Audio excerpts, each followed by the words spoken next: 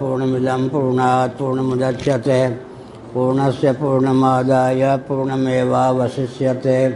ओम शांति शांति शांति। नारायण अखिल गुरो भगवन् नमस्ते। हर हर महादेव। शिवाय नमः। शिवलिंगाय नमः।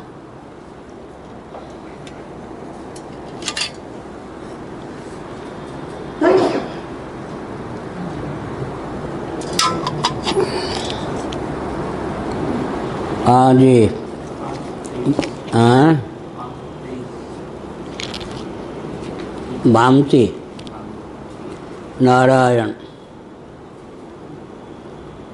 स्यादेतत् स्यादेतत् वेदांतानां ब्रह्मणि समन्वये दर्शिते समाप्तं समन्वय लक्षणम् इति किम अपरम अवशिष्यते।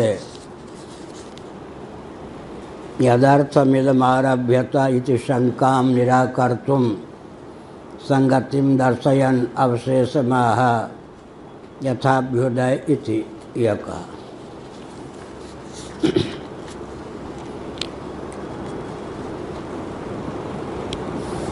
वेदांत का अर्थ होता है वेदों का अंत माने शिरोभाग, जिसमें सिद्धांत सन्निहित हो। उपनिषद, वेदांत माने उपनिषद। उपनिषद के अतिरिक्त अन्य ग्रंथों को जब वेदांत कहते हैं तब उसका तात्पर्य होता है कि उपनिषदों के भाव को व्यक्त करने वाला ग्रंथ। वास्तव में तो उपनिषद ही वेदांत है। वेदों का शिरोभाग वेदांत, उसी का नाम उपनिषद। उपनिषद माने समीपता से अविद्या और उसके कार्य का उच्छेद कर जीव को ब्रह्मस्वरूपता प्रदान करने वाला ग्रंथ रत्न, वेदों का शिरोभाग। दूसरा अर्थ होता है कि किसी को अगर स्वर्ग की प्राप्ति हुई तो वो भी प्रारंभिक या प्राथमिक उपनिषद अर्थ है, क्योंकि कम समय के लिए भी किसी को स्वर्ग मिला तो कम से कम 5000 वर्ष तक तो वहाँ रहेगा ही। उतने समय तक मर्त्यलोक में कीड़े मकोड़े मनुष्य होता तो पता नहीं कितने बार जन्म मरण होता। उतने समय के लिए जन्म मृत्यु का निरोध हो गया है या नहीं। इसीलिए भगवान शंकराचार्य ने कठोपनिषद के भाष्य में प्रारंभिक उपनिषदार्थ स्वर्ग को भी माना। हमारे पूज्य गुरुदेव ने इंदिरा गांधी के इमरजेंसी काल में कहा था काशी में, मेरी बात सुन लो श्रोताओं। 700 व्यक्ति लोग सुनने आते थे बिहारी भवन के प्रांगण में।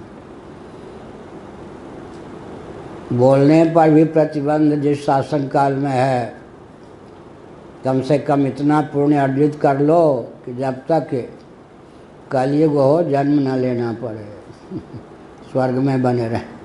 बड़ा कष्ट होता है जिस देश में बोलने पर भी प्रतिबंध। महाराज मानते तो नहीं थे। इंदिरा गांधी उन्हीं से डरती थी, नेहरू जी भी उन्हीं से डरते थे, और किसी से डरना। लेकिन महाराज को कष्ट था, बोलने पर भी प्रतिबंध, इमरजेंसी। तो महाराज के शब्द हैं कि कम से कम इतना पुण्य अर्जित कर लो कि मरने के बाद जब तक इन दूत भूतों का शासन हो जन्म न लेना पड़े। कलयुग पार करके फिर कृतयुग में भले ही जन्म लेना, कष्ट के कारण कहते थे। तो स्वर्ग की प्राप्ति भी उपनिषदार्थ है। उतने समय तक तो कम से कम जन्म और मृत्यु बार बार के जन्म मृत्यु के चपेट से मुक्त हो जाएंगे।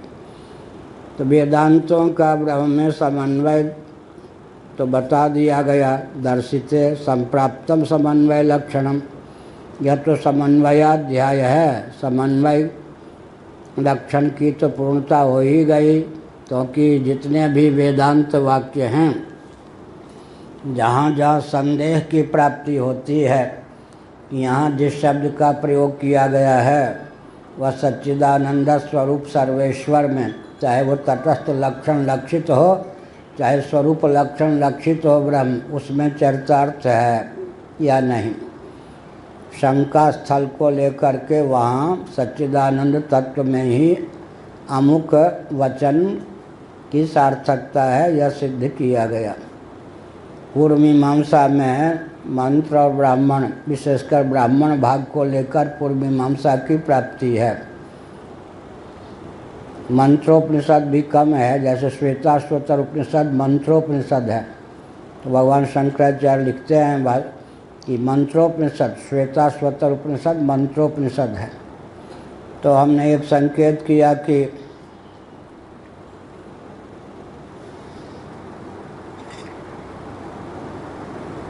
समन्वयाध्याय का प्रयोजन तो अब तक पूर्ण हो गया, फिर इन सूत्रों की संरचना का प्रयोजन रह ही किया गया, और निरर्थक तो ग्रंथकार सूत्रों की संरचना कर नहीं सकते।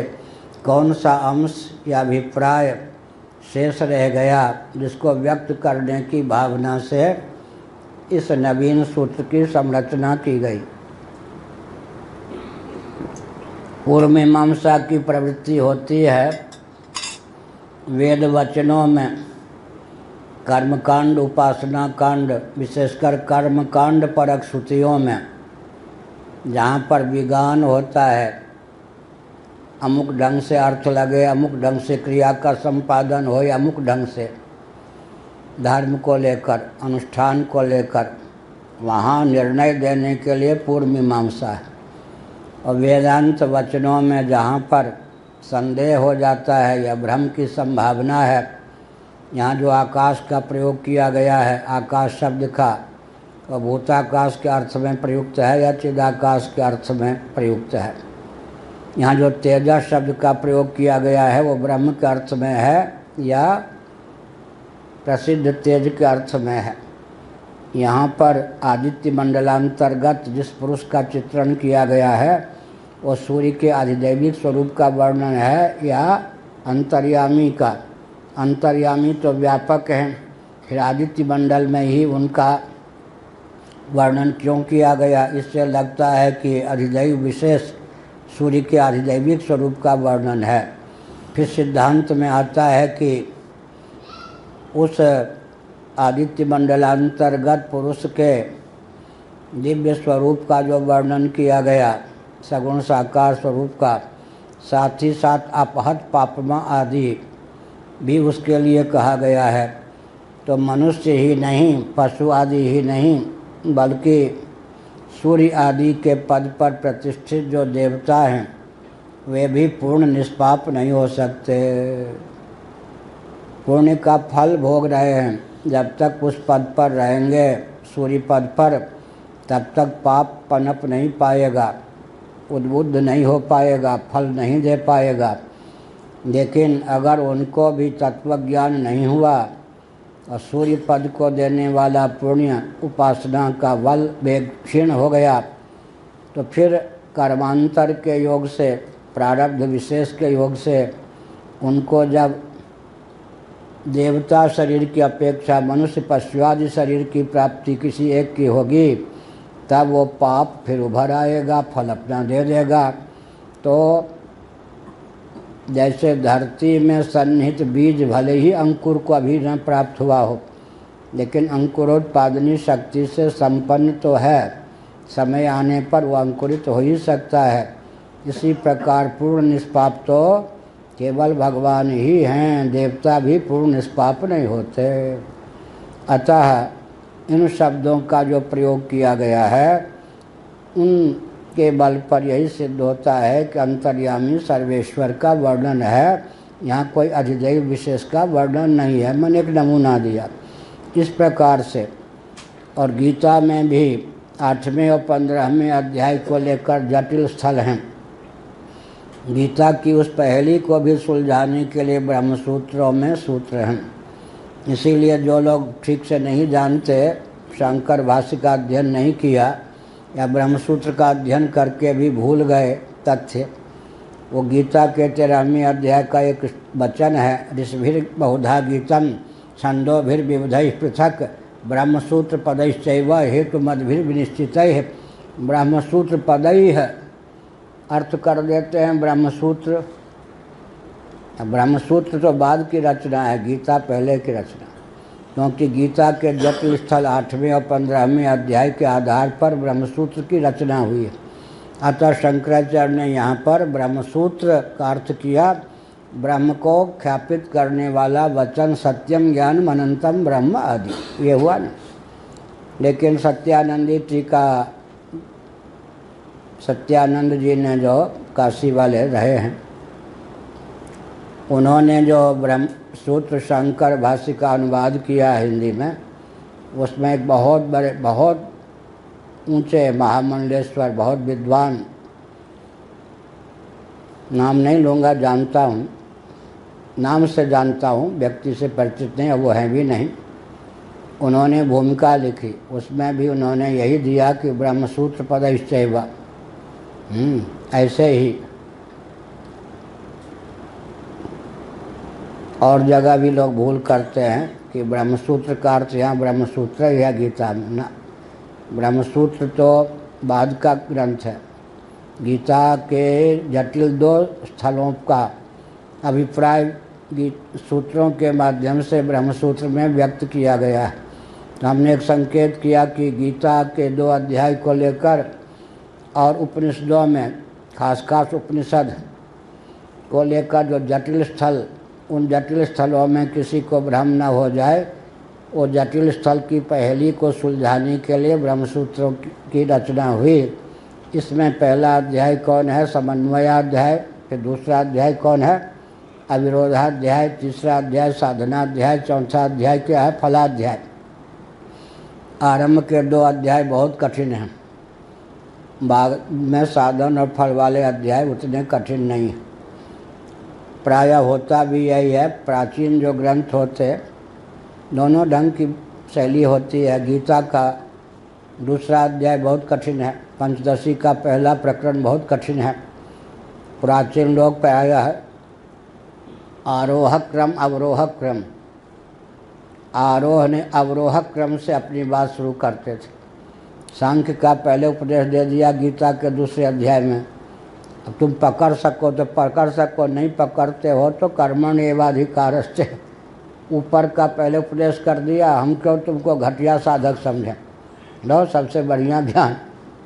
अब नहीं आत्मसात कर सको तो नीचे वाला लो। एक होता है आरोह क्रम, प्राइमरी, ऐसे ऐसे कक्षा प्रथमा मध्यमा, ये तो 2 क्रम से ग्रंथ की प्रवचन आदि की भी संरचना होती है। प्रवचन भी 2 ढंग से होता है, ऊपर से ले गए नीचे की ओर, नीचे से ले गए ऊपर की ओर, आरोह क्रम से अवरोह क्रम से, इस प्रकार से चलता है। तो ब्रह्मसूत्र में क्या किया गया? समन्वयाध्याय सब को पहले रखा गया। परस्पर विरुद्ध सरीखे वचन, जिनका अभिप्राय अपने बलबूते पर कर पाना कठिन है, उन जटिल पहेलियों को समझाने के लिए, सुलझाने के लिए ब्रह्मसूत्र के समन्वयाध्याय की संरचना की गई। अब तक जितने सूत्रों का बताया गया उससे तो समन्वय पूर्ण हो गया। कौन सा शेष कार्य रह गया जिसकी पूर्ति के लिए इस अग्रिम बक्ष्यमाण सूत्र की गति हुई, प्राप्ति हुई, यह अर्थ है। वेदांतानां ब्रह्मणि समन्वये दर्शिते संप्राप्तम समन्वय लक्षणम इति किम अपरम अवशिष्यते। बाकी कौन, दूसरा कौन बच गया जिसके लिए यदर्थम इदम आरभ्यता इति, जिसके लिए यह सूत्र प्रकृतिश्च प्रतिज्ञा दृष्टान्तानुपरोधात्, प्रकृति अधिकरण, एक अधिकरण में कई सूत्र हो सकते हैं, होते हैं। इसका नाम प्रकृति माने उपादान को सूचित करने वाला, ब्रह्म की उपादान कारणता का ख्यापक अधिकरण, प्रकृति अधिकरण का प्रारंभ किया गया है। इति शंकाम निराकर्तुम संगतिम दर्शयन् अवशेषमाह अथाभ्युदय इति। इस शंका का निवारण करने की भावना से सर्वज्ञ भगवत्पाद शंकराचार्य महाभाग ने संगति साधा, संगति को दर्शयन दिखाते हुए अवशेषम आह यथाभ्युदय, जिस प्रकार अभ्युदय की सिद्धि के लिए पूर्व मीमांसा में धर्म का निरूपण किया गया, अथा तो धर्म जिज्ञासा, उसी प्रकार निश्रेयस की सिद्धि के लिए अथा तो ब्रह्म जिज्ञासा, इस उत्तर मीमांसा का प्रारंभ हुआ। वेदों का तात्पर्य किसमें सन्निहित है? अभ्युदय और निश्रेयस में। पुरुषार्थ चतुष्टय को दो ही शब्दों में ख्यापित करना हो तो क्या कहेंगे? भोग और मोक्ष। भोग का ही दूसरा नाम है अभ्युदय, मोक्ष का ही दूसरा नाम है निश्रेयस। इसी को भोगापवर्ग भी कहते हैं।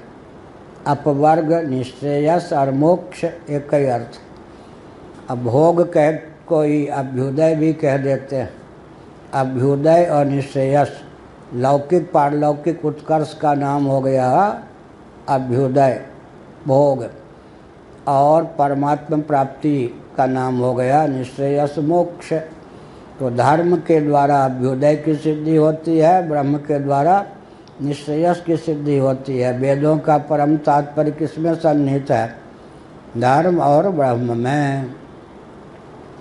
जिसके जीवन में धर्मनिष्ठा नहीं और ब्रह्मनिष्ठा नहीं, प्रामाणिक रीति से विचार करने पर उसका जीवन जीवन ही नहीं।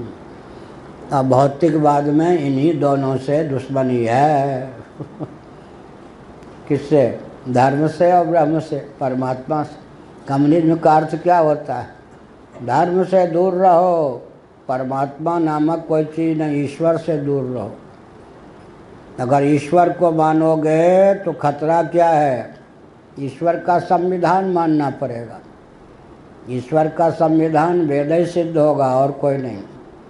उस संविधान को मानोगे तो फिर अंकुश लग जाएगा जीवन में, यह करो या न करो। अंकुश जहाँ लग गया, स्पीड ब्रेकर जहाँ आ गया, वहाँ पर प्रगति में अवरोध हो जाएगा। इसलिए इस अवरोध से बचने के लिए न रहे बांस न बने बांसुरी, न बने बांसुरी न बजे बांसुरी। ईश्वर को ही स्वीकार मत करो तो वेद को भी स्वीकार मत करो। धर्म और ब्रह्म जो हैं, धर्म और ईश्वर, इन्हीं के नाम पर सब प्रगति में बाधा पहुंचती है। निरंकुश प्रगति के लिए आवश्यक है धर्मनिरपेक्ष शासन, ब्रह्म निरपेक्ष शासन। तो ब्राह्मण और वेद निरपेक्ष शासन क्या हुआ? श्रोत्रिय ब्रह्मनिष्ठ को दूर भगा दो। धर्म और ब्रह्म निरपेक्ष शासन हुआ तो म्लेच्छों का शासन होगा, उत्कर्ष के नाम पर अपकर्ष होगा या नहीं? तो कहा अभ्युदय की सिद्धि के लिए पूर्व मीमांसा जैमिन महर्षि ने, निश्रेयस की सिद्धि के लिए दूसरा जो वेदार्थ बच गया कौन है? ब्रह्म। धर्म और ब्रह्म ये दोनों क्या हैं? वेदिक समधिगम्य हैं। एकमात्र वेदों से ही इनका ज्ञान हो सकता है। वेद सम्मत युक्ति भी ले सकते हैं, लेकिन उनका भी तो वेद सम्मत कह देने पर उनका अंतर्भाव भी वेद में हो गया। ये दोनों वेदों के अपूर्व, अपूर्व माने प्रमाणांतर से अनधिगत और अबाधित, वेदों के अपूर्व प्रतिपाद्य कौन है? धर्म और ब्रह्म। इन्हीं से परहेज है।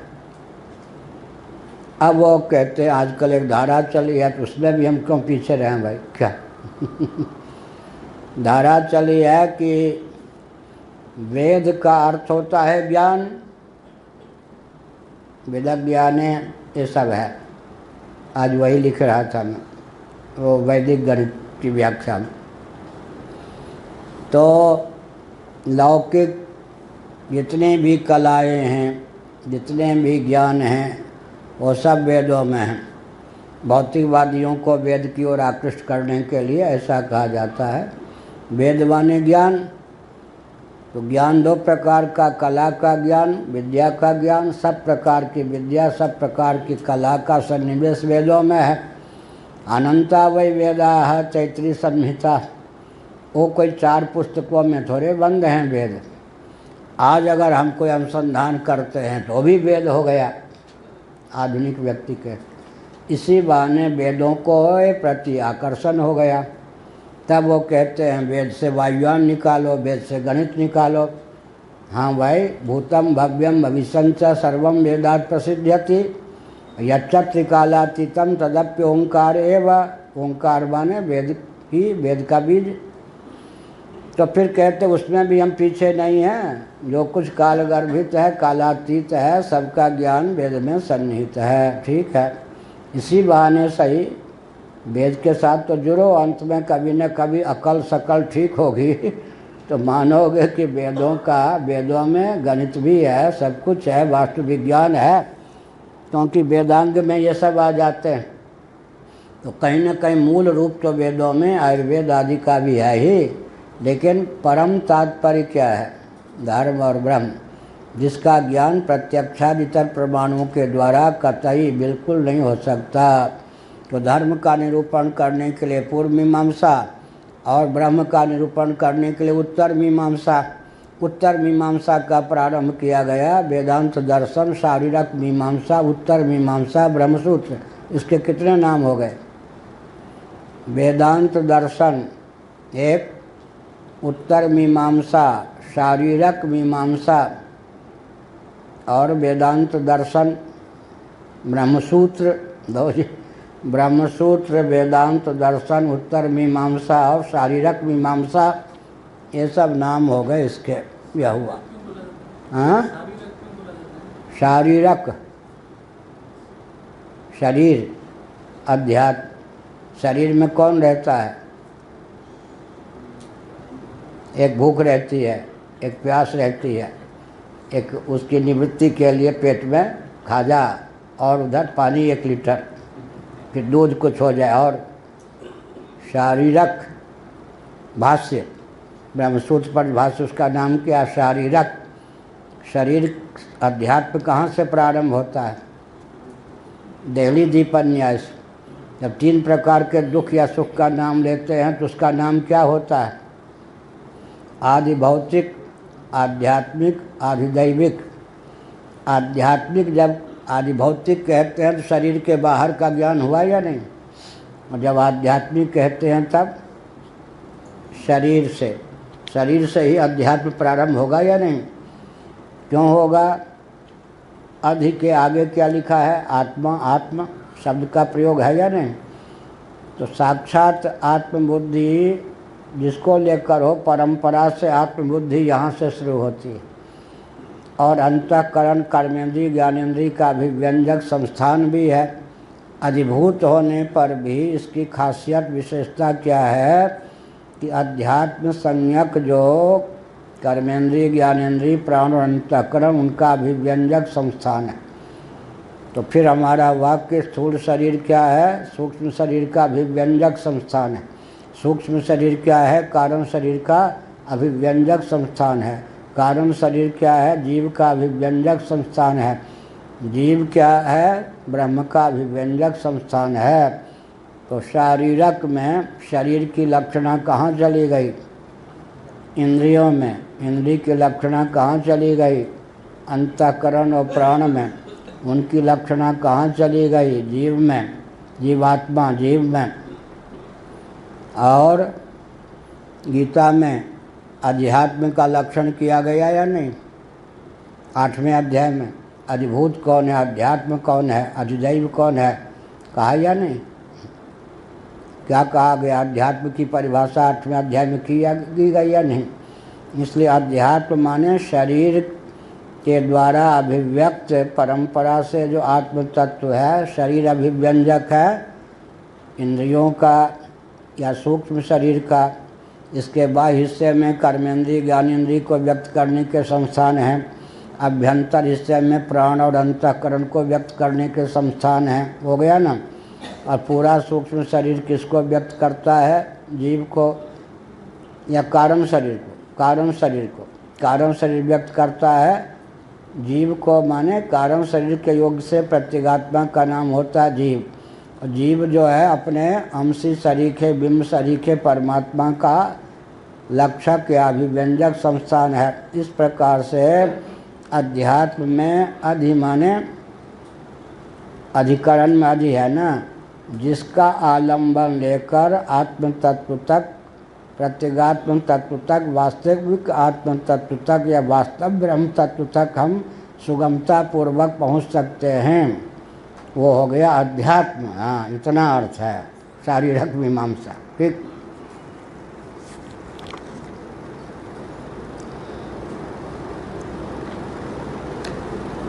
अत्र च लक्षणस्य संगतिम उक्त्वा लक्षणेन अस्य अधिकरणस्य संगतिरुक्ता।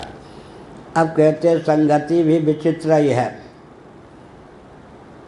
पूर्व सूत्र के बाद है ना ये उत्तर सूत्र, अथा तो ब्रह्म जिज्ञासा जन्माद्यस्य यतः है। इसके बाद तो ये सूत्र नहीं है, जो सूत्र अभी आया है। कौन सा? 23वां सूत्र आया ना, ये 23वां सूत्र आया है। ये तो इससे पहले के सूत्र के बाद में आया है, इसको आना कहाँ चाहिए था? अथा तो धर्म ब्रह्म जिज्ञासा, फिर ब्रह्म का लक्षण क्या किया गया? जन्माद्यस्यतः, यही ना। फिर शास्त्र योनित्वात् हो गया। फिर क्या हो गया? तत्व समन्वयात। तो तत्व समन्वयात के बाद सही चौथे सूत्र के बाद आ जाना चाहिए था, या सीधे तीसरे सूत्र के रूप में इसको आना चाहिए था। इतना विलंब क्यों? अब संगति कहाँ से बांधेंगे? दूर से संगति बांधनी पड़ेगी ना। कहाँ से? इससे पूर्व सूत्र से या पूर्व अधिकरण से संगति सीधे नहीं लगेगी, क्योंकि यहाँ फिर ब्रह्म को जगत कारण के रूप में ख्यापित करना है, तो वहाँ से ले लेंगे। तालमेल कहाँ? संगति माने तालमेल कहाँ से बैठाएंगे? वो अथा तो ब्रह्म जिज्ञासा जन्माद्यस्य यतः, वहाँ से इसका तालमेल बैठेगा। अब व्यवहित पूर्व से ही संगति सधती हो, ऐसा नहीं कह सकते क्या? संगत सधती है तो कह सकते हैं, लेकिन अब व्यवहित पूर्व से ही संगति सधे ये कोई आवश्यक नहीं है। दूर से भी संगति सध सकती है।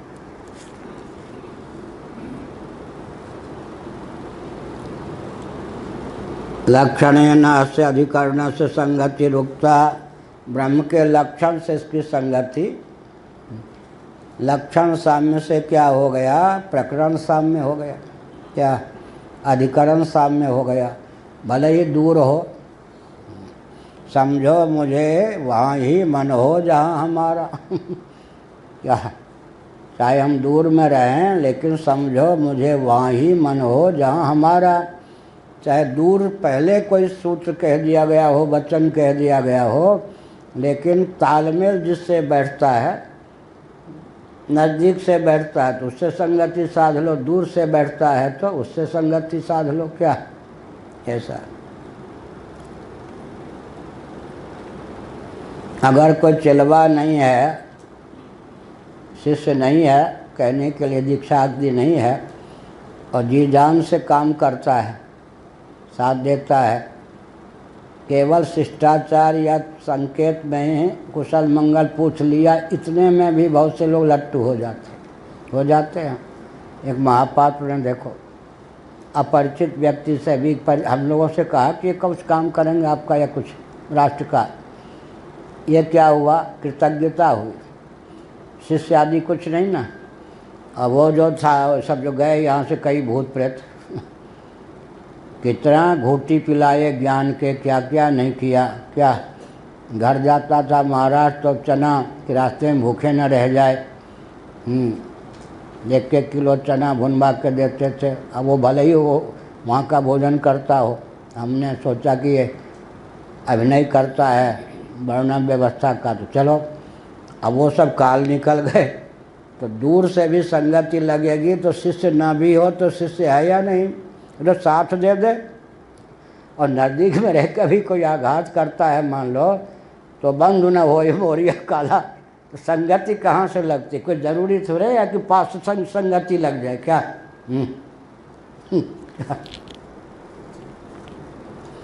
एतदुक्तम भवति। इस संदर्भ में यह कहा जाता है, सत्यम जगत कारणे ब्रह्मणि वेदांता नाम मुक्तः समन्वयः यह तो बात सत्य है भाई कि जगत कारण जो ब्रह्म है उसी में वेदांतों का समन्वय सन्निहित है। तत्व समन्वयात, तत्व समन्वयात माने जितने वेदांत वचन हैं सबके द्वारा परम प्रतिपाद्य ब्रह्म की ही सिद्धि होती है। यहाँ तक कि सर्वे वेदा यत्पदमामनन्ति वेदैश्च सर्वैरहमेव वेद्यः, कर्म और उपासना कांड परक जो वेद हैं वे भी सर्वे वेदा यत्पदमामनन्ति कठोपनिषद,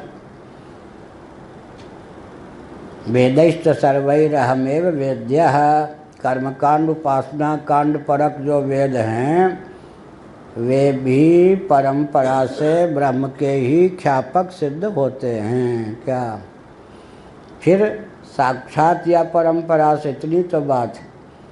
साक्षात तो उपनिषद वेदों का शिरोभाग ब्रह्म के प्रतिपादक, और परंपरा से तो कर्मकांड उपासना कांड परक जो वेद वचन हैं वो भी।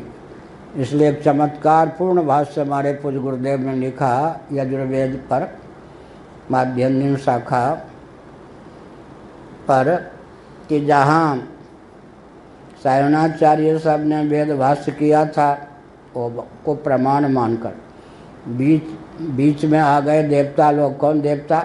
मैं भूत प्रेत नहीं कह रहा भाई, देवता मन्यसी देवता, दयानंद स्वामी आदि, वो दयानंद स्वामी सत्यार्थ प्रकाश वाले, इन्होंने इधर उधर उधर उधर कुछ किया। अब उनका निवारण, उनके आक्षेप का या उनके गलत अर्थ का निवारण सायणाचार्य तो क्या करते, वो तो अपना लिख गए। उनके भाष्य को प्रमाण मानकर फिर पूज्य गुरुदेव ने धूलि प्रक्षेप का निवारण किया।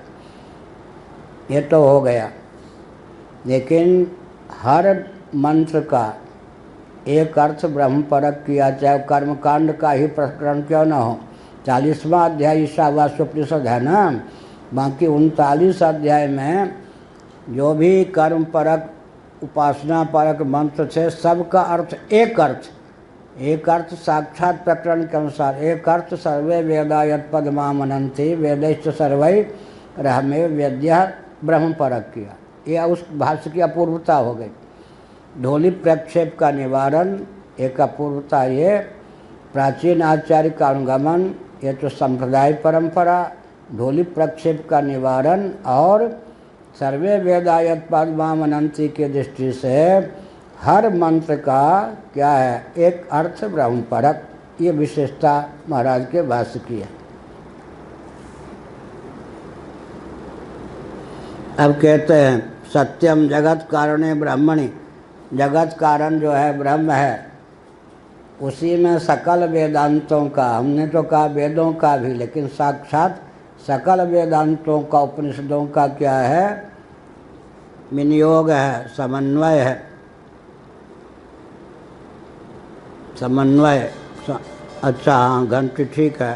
तत्व कारण भावास्य उभयथा दर्शनात् जगत कारणत्वं ब्रह्मणा किं निमित्तत्वेनैव उत उपादानत्वेन अपि। तत्र यदि प्रथमः पक्षः तत् उपादान कारणानुसरणे सांख्य स्मृति सिद्धं प्रधानम अपि प्रधानमप्युपेयम्। अब कहते हैं जगत कारण ब्रह्म है, इतना तो ठीक हो गया। क्या कहा? अथा तो ब्रह्म जिज्ञासा, फिर जन्माद्यस्य यतः, जन्म आदि जिससे होता है वो ब्रह्म है। तटस्थ लक्षण लक्षित ब्रह्म का वर्णन किया। सत्यम ज्ञान अनंतम ब्रह्म, स्वरूप लक्षण लक्षित नहीं। तो भामतीकार वाचस्पत विष्णु जी ने बताया कि तटस्थ लक्षण का ही अगर ज्ञान नहीं है तो स्वरूप लक्षण तक पहुँचेंगे कैसे? क्या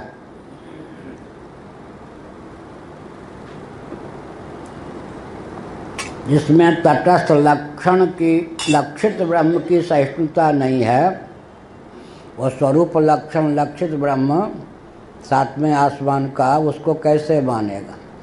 तब कहते हैं कि ये उपनिषदों में जो वचन हैं ईश्वर परक ब्रह्म परक, कहीं निमित्त कारण उस कहीं उपादान कारण ब्रह्म सिद्ध होता है। तो वस्तु स्थिति यहाँ पर क्या है, केवल निमित्त कारण मानने से ही काम चल जाएगा या उपादान कारण भी मानना होगा। अब उपादान कारण भी माने, निमित्त कारण भी माने तो बड़ी असंगति विसंगति प्राप्त होगी, और न माने तो वेद वचन का समन्वय नहीं होगा।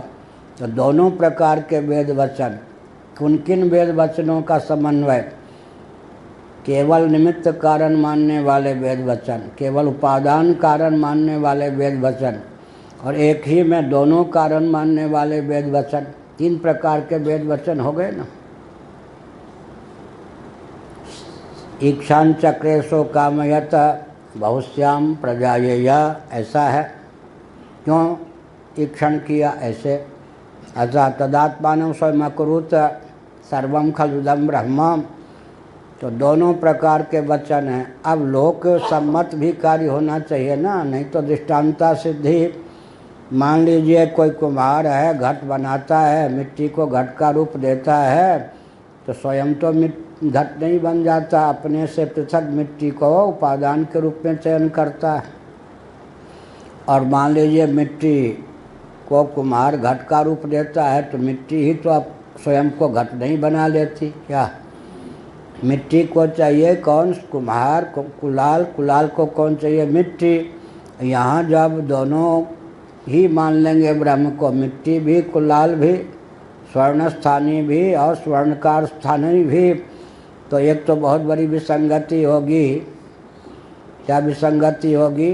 कि कर्म कर्तृ विरोध की प्राप्ति होगी। इसका समाधान हमने कल किया था। कर्म कर्तृ विरोध मतलब गंता जो होता है वो तो गम्य की ओर गमन करता है, गंतव्य पृथक है। इसी प्रकार से निर्माता जो होता है अपने को तो भवन आदि के रूप में निर्मित नहीं करता, अपने से भिन्न को करता है। स्वयं ही जगत बनता है, स्वयं ही जगत बनाता है। तो फिर क्या बहुत विचित्र बात है। ये तो कर्म कर्तृ विरोध की प्राप्ति होती है, प्रसक्ति होती है। लोक में दृष्टांत की धारा भी यही है, कुलाल अलग और मिट्टी अलग। इसी प्रकार से सुनार अलग और सोना अलग, लोहार अलग और लौहपात्र, लोहार अलग और लोह अलग, ऐसे हजारों दृष्टांत हैं। तब फिर एक ही जब दोनों हो जाएगा तो फिर उधर है कि अगर हम उपादान कारण ब्रह्म को मान लेते हैं तो झगड़ालू सांख्य वाले कहेंगे प्रकृति हमारी चली गई तुम्हारे कारण। ठीक है, प्रकृति को मानते हैं, प्रकृति को मानते हैं। हमने अगर ब्रह्म को उपादान नहीं कारण नहीं माना तो हमको फिर उपादान कारण ढूंढना पड़ेगा। क्या ब्रह्मातिरिक्त ढूंढना पड़ेगा ना। तो हम क्या हो गए? अनुमानिक हो गए या शास्त्र वैदिक रह गए?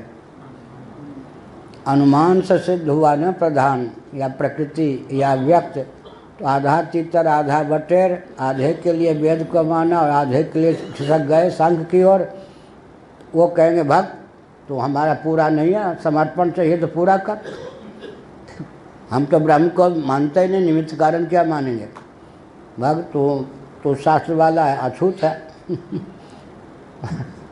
वेद को वो भी मानता है पर कहता है कि यूँ अर्थ है यूँ। तो अनुमानिक उनको कहते हैं। अगर हम उनके यहाँ चले गए तो हमको पूरा स्थान नहीं मिलेगा। और हमने कहा कि निमित्त कारण मान लेंगे वेदों के आधार पर भगवान को, उपादान कारण मान लेंगे प्रकृति को। तो हम अनुमानिक भी पूरे नहीं हुए, पूरे शास्त्री भी नहीं हुए। तब हमको क्या होगा? निमित्त भी है वही और उपादान भी है वही। एक विसंगति आएगी कि उदाहरण दो। उदाहरण ढूंढने में बड़ी कठिनाई होगी। सामान्य रीति से योगाभ्यास आदि से लोग कहाँ परिचित हैं? मकड़ी का जाला, कुछ लोग परिचित हैं कि मकड़ी और जाला, जाला को बनाने वाली भी मकड़ी और जाला बनाने वाली और जाला बनने वाली भी मकड़ी, उसी के अंदर सामग्री है। गिने चुना उदाहरण अभिन्न निमित्तोपादान कारण का मिलेगा। अभिन्न निमित्तोपादान कारण नहीं मानते हैं तो समग्र वेदों का समन्वय, वेदांत का समन्वय नहीं हो सकेगा। इसलिए अब उस युक्ति का आलम्बन लेना है श्रुतियों के बल पर जिसके आधार पर हम ब्रह्म को जगत का न केवल निमित्त पितुपादान कारण भी सिद्ध कर सकें, कर्म करती दोष की भी प्रसक्ति न हो और ब्रह्म विकार को भी प्राप्त न हो जाए और सब कुछ बन जाए और ब्रह्म ज्यों के त्यों निर्विकार भी रह जाए, वो प्रक्रिया अपनानी पड़ेगी। सत्यम जगत कारणे ब्रह्मणि वेदांता नाम मुक्त है। समन्वय जैसा लिखा है वो समन्वय होना चाहिए। द है या वह? द ही है, हाँ वो कर दे तो अच्छा है। बहुत छोटा अक्षर है, दूर से बहु ही जैसा लगता है।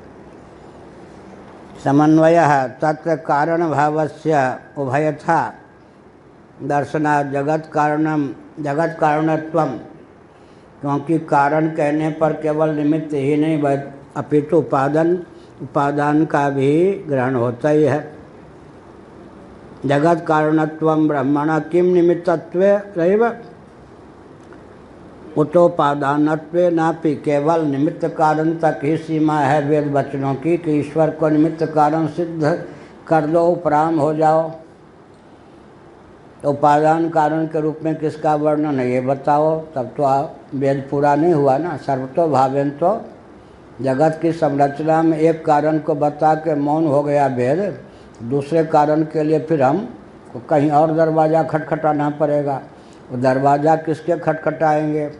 वैशेषिकों के, नैयायिकों के, वो तो बहुत दूर चले गए। परमाणु ये सब मान लो, फिर आकाशाद वायु ये सब संगत नहीं लगेगी। अब फिर क्या करेंगे? स्वभाववादी कौन है? नास्तिक, श्रमण, चारवाक इत्यादि। ऑल ऑफ सडन स्वभाव से ही सब कुछ बनता है, तब तो देहात्मवादी सिद्ध हो गए। पुद्गलवादी कहेंगे तो भी परमाणुओं को ही मानना पड़ेगा। इन सब दृष्टियों से अंत में सन्निकट कौन होगा? सांख्यवादी होगा। सांख्यवादी जब होगा तो सन्निकट वो अनुमानिक ठहरेगा, तो हमारे पास अपनी पूंजी ही सिद्ध नहीं होगी। इसलिए द्विविध कारण परक जितने वचन हैं उनमें सामंजस्य साध करके जो ब्रह्म जगत का निमित्त कारण है वही उपादान भी सिद्ध होता है अमुक विधा से, उसमें कोई विसंगति भी नहीं आती। अब अगर कोई कहे कि तादात्म्य की सिद्धि नहीं होती है, क्या ब्रह्म तो शुद्ध बुद्ध मुक्त निरवयव निर्विकार ये सब है और जगत जो है उसमें तो शुद्धता आदि नहीं है, तो इसका कारण तो इसके अनुरूप होना चाहिए ना। तो कहते हैं ठीक है, बात तो ठीक कहते हो। या विद्या की चमत्कृति है कि विलक्षण भी दिखा दे, रस्सी को सर्प दिखा दे। दूसरी बात है कि बीच में तो हम कोई शक्ति मानते हैं ना, असल में सांख्यों की प्रकृति जो है कुमारी कन्या के समान है, उसका कोई पति नहीं, क्या स्वतंत्र है वो, आजकल की लेडी है कोई सांख्यों की प्रकृति कुमारी है, आजकल की लेडी है, पति न है न आगे होने हैं, ठीक है, और जड़ भी है। तो अब यहाँ पर क्या है, हमको उस जो तुम्हारी प्रकृति है उसको विवाह करा के ब्रह्म की शक्ति सिद्ध करने। हमारी शक्ति को तुमने प्रकृति के रूप में कुमारी कन्या के रूप में ख्यापित किया साहित्यिक भाषा में। उस प्रकृति को जब हम अपने घर ले आएंगे तो प्रकृति क्या हो जाएगी? ब्रह्म की शक्ति। जब ब्रह्म की शक्ति हो जाएगी तब क्या हो जाएगी? स्वतंत्र सत्य नहीं रहेगी। तब क्या हो जाएगी? ब्रह्म में द्वैत का आधान नहीं कर सकेगी। प्रकृति क्या हो जाएगी? एक ही ब्रह्म को, ब्रह्म से अधिष्ठित होकर सर्व रूपों में ब्रह्म को दिखा भी देगी और ब्रह्म को अद्वितीय भी रहने देगी। तो तुम्हारी प्रकृति का हमने तुम जिसको प्रकृति कहते हो तो श्रुति से सिद्ध है, मायाम तो प्रकृति विद्यात्। तुमको भी जब प्रकृति को शास्त्र सम्मत सिद्ध करना होता है तो श्वेता सूत्र का दरवाज़ा खटखटाते हो या नहीं? तो ब्रह्म शक्ति रेवा प्रकृति निरालंबोपनिषद है। तो तुम्हारी शक्ति हमारे यहाँ शास्त्र में ढलते ढलते ढलते ढलते कौन हो जाएगी? ब्रह्म की वधू माने ब्रह्म की शक्ति। मम योनिर्महद ब्रह्म मया दक्षिण प्रकृति। तुम्हारी शक्ति फिर कुमारी कन्या नहीं रह जाएगी, श्रीमती हो जाएगी। श्रीमती हो जाएगी माने ब्रह्म की शक्ति हो जाएगी। शक्ति होते ही अनिर्वचनीय हो जाएगी। अनिर्वचनीय होते ही सृष्टि की रचना भी कर देगी और जगत को अपने अनुरूप सुख दुख मोहप्रद मलिन आदि रच भी लेगी और ब्रह्म को निर्विकार भी रखेगी, सारा काम बना देगी। तुम्हारी प्रकृति को ही हम वेदांत की विधा से जब देखेंगे तो उसको अनिर्वचनीय ब्रह्म शक्ति मान लेंगे। महाप्रलय में उस ब्रह्म में विलीन कर देंगे और सर्ग दशा में उसी से उसकी उत्पत्ति भी हो जाएगी। और प्रकृति होने पर भी तुम्हारे घर की प्रकृति नहीं रह जाएगी। उसके टांग वांग को इतना शोधन कर देंगे कि हमारे यहाँ आकर के वो बिल्कुल कुब्जा नहीं रह जाएगी, विश्व सुंदरी हो जाएगी। कुब्जा थी ना वो, भगवान ने बढ़िया किए बिना ऑपरेशन के। क्या किया, उसके पाँव पे एक रखा, वो ठुड्डी कर दी।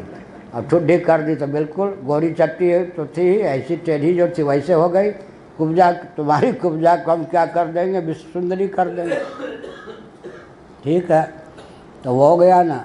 अब हमारी प्रकृति को घसीट करके तुम ब्रह्म की शक्ति को ब्रह्म बना दिया। क्या ब्रह्म बना दिया नहीं?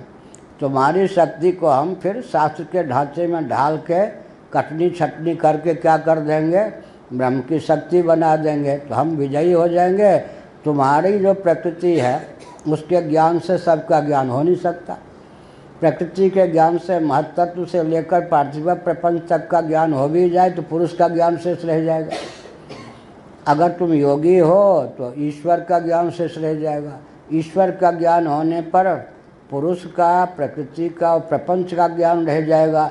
कोई एक तत्व बताओ जो इस श्रुति के पेट को भर सके। कोई श्रुति, यस्मिन् विज्ञाते सर्विदम विज्ञातम भवति। तुम्हारे यहाँ कोई पुरुष को जानो तो प्रकृति का ज्ञान नहीं होगा, प्रकृति को जानो तो पुरुष का ज्ञान नहीं होगा।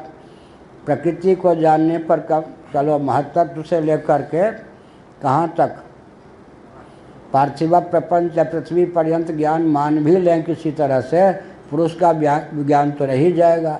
पुरुष को माने तो एक ही तत्व हुआ, बाकी 25 तत्व का ज्ञान ही बना रह जाएगा। क्या तुम्हारे यहाँ तो कोई ऐसा तत्व ही नहीं है जिसके एक के ज्ञान से सबका ज्ञान हो जाएगा। जब एक के ज्ञान से सबका ज्ञान नहीं होगा तो वस्तुकृत परिच्छेद शून्य तुम्हारे यहाँ कोई तत्व ही सिद्ध नहीं होगा। इसका मतलब अनंत नामक कोई तत्व तुम्हारे यहाँ सिद्ध ही नहीं होगा, सब अंत युक्त होगा। तो तुम शून्यवादी बौद्धिक हो गए। हाँ क्या? हाँ, सबको जानने से जिनका विज्ञान हो जाता है वो नहीं है। योग दर्शन के अनुसार विज्ञान भिक्षु का जो भाष्य है योग दर्शन पर या टीका है उनकी, व्यास भाष्य को सब प्रमाण मान के चलते हैं। केवल ऐसे कुटपटांग अनुवाद है योग दर्शन पर नारायण गीता प्रेस से प्रकाशित, पातंजल योग प्रदीप नहीं। हरे कृष्ण गोयंद का, जयदयाल जी गोयंद का के छोटे भाई ने जो हिंदी में अर्थ किया है योग दर्शन का, वही ऐसे मस्त मौला हुए जो व्यास जी को गाली दी। भगवान कृपा से इन सेठों से भगवान बचावे। इतनी विनम्रता का परिचय दिया उस व्यक्ति ने। मैं कहाँ एक व्यापारी बनिया, मैं क्या जानूँ, ऐसा लिखा। लेकिन इतना साहस किया कि वेद व्यास जी के भाष्य के उदाहरण देकर, पंक्ति देकर उनको मूर्ख सिद्ध किया। जबकि जितने भाष्य टीका हैं योग दर्शन पर, भोज वृत्ति भामतीकार की, वाचस्पति विषादी की, विज्ञान भिक्षु की टीका है, सबने क्या किया, व्यास भाष्य का अनुवाद किया। व्यास जी के भी कान पकड़ने के लिए हरे कृष्ण गोविंद का हो गए। बहुत कष्ट की बात है ना, इतनी हत्या की है। माने गीता प्रेस के बहुत अच्छे काम है, लेकिन कहीं कहीं इतना उटपटांग काम किया है। ब्रह्मसूत्र पर भी उसने अर्थ लिख दिया। स्वामी अखंडानंद महाराज तो गीता प्रेस में रहे, वो कहते थे अरे राम, जिस प्रकरण को लेकर, वेद के प्रकरण उपनिषद को लेकर ब्रह्मसूत्र की रचना हुई, उसी को नहीं माना है। बड़े बेकर वेदांत दर्शन एक लिखा है ना उन्हीं ने, तो ये योग दर्शन पर जो हरे कृष्ण गोविंद का महान भाव का अर्थ है और ब्रह्मसूत्र पर, वो तो पढ़ने से जीवन ही खराब हो जाएगा। व्यास जी को भी, शंकराचार्य को भी कान पकड़ा उन लोगों ने। पंचदशीकार को एक वेदांत अंक में कान पकड़ लिया, गलत उनको सिद्ध करने का बहुत प्रयास किया। इन लोगों ने बहुत अच्छे अच्छे ग्रंथ निकाले, लेकिन अपनी ओर से जो निकाला ना, अपनी अकल की उपज से, मेरे माइंड की उपज है अपने माइंड की उपज से जो ग्रंथ लिखा उसने तो बंटा ढार कर दिया वैदुष ने कहा मेरे माइंड की उपज है कि चम्मच से भोजन करना चाहिए। 5 साल का बच्चा था। तो बढ़िया हमारे लिए कथावाचक को तो कोई सामग्री मिलनी चाहिए। सुना दें एक चुटकुला। हम थे कहाँ पर, चौमासा कर रहे थे महाराज के साथ पूर्वाचल कलकत्ता में। हम पे सारे प्रतिबंध होते ही हैं क्या, हम जहाँ जाते हैं वहीं पर सारा प्रतिबंध हम पे लग जाता है। गांव से लेकर विद्यालय, दिल्ली से लेकर नैमिषारण्य से लेकर पुरी में जब आए पहले तक, अभी भी जगन्नाथ जी तो हैं, जगन्नाथ जी को लेकर जो भी तमाशा चल रहा है, शंकराचार्य की दृष्टि न पड़ जाए, इन्हीं से बचाओ, इन्हीं से खतरा है। ये अगर घुस गए तो आध्यात्मिक संस्थान हो जाएगा। सुप्रीम कोर्ट भी कहता है सेकुलर व्यवस्था, राजाधिराज कहते सेकुलर व्यवस्था, समिति कहते सेकुलर व्यवस्था, सेवायत कहते हमारा आधिपत्य। समझ गए? तो बड़ी विकट बात है। इसीलिए क्या बता रहे थे? हाँ, चौमासा चल रहा था तो हमको तो बिल्कुल उपेक्षित किया गया। जगन्नाथानंद जी हमारे गुरु भाई दैवयोग से एक्सीडेंट में ख़त्म हो गए, वो थे। उन्होंने ऐसी व्यूहरचना की कि हम मूलधन आचार्य की दृष्टि में ही बिल्कुल उपेक्षित हो गए। वो एकदम छा गए। हम तो किसी पे को छाने नहीं देते, न किसी पे छाते हैं नरगल। तो महाराज से कहा गया, वो सती वाला करते हैं ना, सती का उत्सव राजस्थानी, महाराज प्रवचन करने के लिए। तो उन्होंने कहा जगन्नाथानंद जी को ले जाना, मुझे छोड़ दो। जगन्नाथानंद जी प्रवचन करने गए कहाँ, पास में ही उत्सव था सती का, सती माई का, सती रानी का। मैं जहाँ ठहरा था, महाराज नीचे ठहरे थे, ऊपर के मंदिर पर मैं घूम रहा था। अब जगन्नाथानंद जी प्रवचन कर रहे थे, माइक की आवाज़ आ रही थी, मैं भी सोता, उनकी दृष्टि में नहीं, अपनी दृष्टि में सोता था। अब उनके प्रवचन में ताली कहीं बजे ही नहीं, ताली बजे नहीं, तो उन्होंने सोचा मेरा प्रवचन व्यर्थ गया। तो अंत में कहा मैं भगवान से प्रार्थना करता हूँ कि दंडी स्वामी होकर के भी, ब्राह्मण होकर भी, मरने के बाद मैं स्त्री हो जाऊँ और युवावस्था में मैं विधवा हो जाऊँ, और विधवा होने के बाद अपने पति के सबके साथ जल के मर के सती हो जाऊं। अब तो सब ताले बज गई। हाँ, अब जब भाई एक दंडी स्वामी जब इतने हाँ, अब मैं तो सुन रहा तो मैंने कहा ठीक है। अब वो आए प्रवचन करके, तो दूसरा दिन शायद कहा कि सुनो सुनो, मैं दंडी स्वामी उनसे पहले कहा था, सुनो सुनो हमारा प्रवचन इतना बढ़िया जमा कि लोग ताली घर घर घर घर घर। हमने कहा हाँ भले आदमी, एक भी ताली नहीं बजी तो ताली पिटवाने के लिए तुमने पहले तो दंडी स्वामी होकर भी मैं भगवान से प्रार्थना करता हूँ कि अगले जन्म में स्त्री बन जाऊँ, अब फिर भी यूँ कर। हमने कहा हमने सुना है, कोई गलत कहते हो तो बोलो।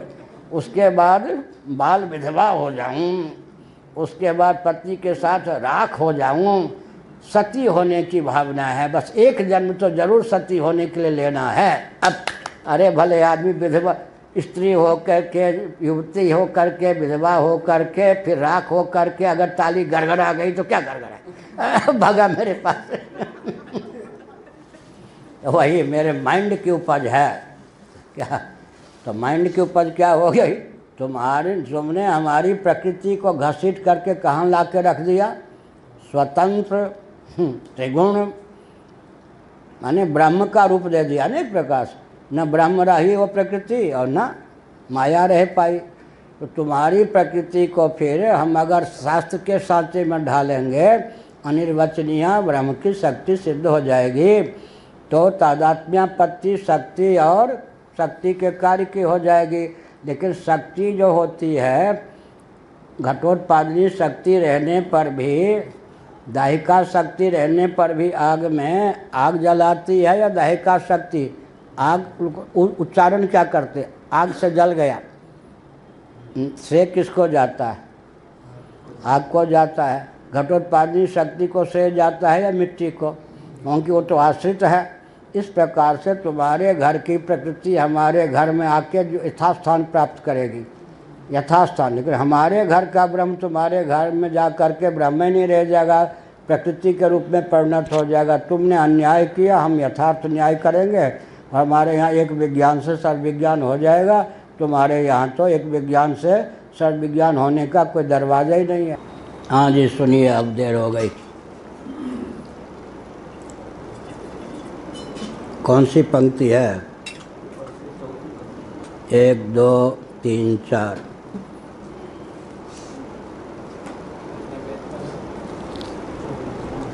ठीक है।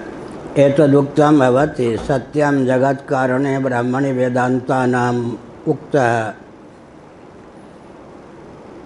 समन्वयः तत्र कारण भावस्य उभयथा दर्शनात् जगत कारणत्वं ब्रह्मणा किं निमित्तत्वे नैव उतोपादानत्वेनापि तत्र यदि प्रथमा पक्षः तदुपादान कारणानुसरणे सांख्य स्मृति सिद्धम प्रधानम अपि उपेयम। यह कहा। भामतीकार ने कहा कि समन्वय अध्याय है यह ब्रह्मसूत्र का पहला अध्याय, समन्वयाध्याय है। इसमें आरंभ के जो 4 सूत्र हैं वो बहुत ही महत्वपूर्ण हैं। अथा तो ब्रह्म जिज्ञासा जन्माद्यस्यतः शास्त्रयोनित्वात् तत्तु समन्वयात्। समन्वयात् की व्याख्या के लिए ही इतर सूत्र प्रथम अध्याय में प्रयुक्त और विनियुक्त हैं। ब्रह्म जिज्ञासा क्यों आवश्यक है, इस पर भाष्यकार भगवान ने कहा कि वेदों के प्रयोजन 2 हैं, अभ्युदय और निश्रेयस। अभ्युदय का सामान्य अर्थ होता है उत्कर्ष। कैसा उत्कर्ष? लौकिक और पारलौकिक उत्कर्ष, अभ्युदय। और निश्रेयस का अर्थ होता है अपवर्ग, मोक्ष, जन्म और मृत्यु की अनादि अजस्र परंपरा का आत्यंतिक उच्छेद, यह निश्रेयस का अर्थ होता है। तो अभ्युदय और निश्रेयस दोनों वेदों का प्रयोजन है और जीव के जीवन की सार्थकता भी अभ्युदय निश्रेयस में ही सन्निहित है। क्योंकि लौकिक उत्कर्ष भी चाहिए और जिनको कैवल्य मोक्ष प्राप्त अभी हो नहीं सकता, उतनी क्षमता नहीं, देहत्याग के बाद पारलौकिक उत्कर्ष भी चाहिए। इसके लिए धर्म का विधान किया गया है। धर्मानुष्ठान के द्वारा अभ्युदय की सिद्धि होती है, भोग की सिद्धि होती है, अर्थात लौकिक पारलौकिक उत्कर्ष की सिद्धि धर्म के द्वारा ही हो सकती है। इसलिए भगवान श्री कृष्ण का वचन है, धर्मा विरुद्धो भूतेषु कामोस्मि भरतर्षभ। हे भरत कुल में ऋषभ श्रेष्ठ अर्जुन, धर्म के अविरुद्ध अर्थ और काम हूँ। काम उपलक्षण है, धर्म के अविरुद्ध अर्थ और काम।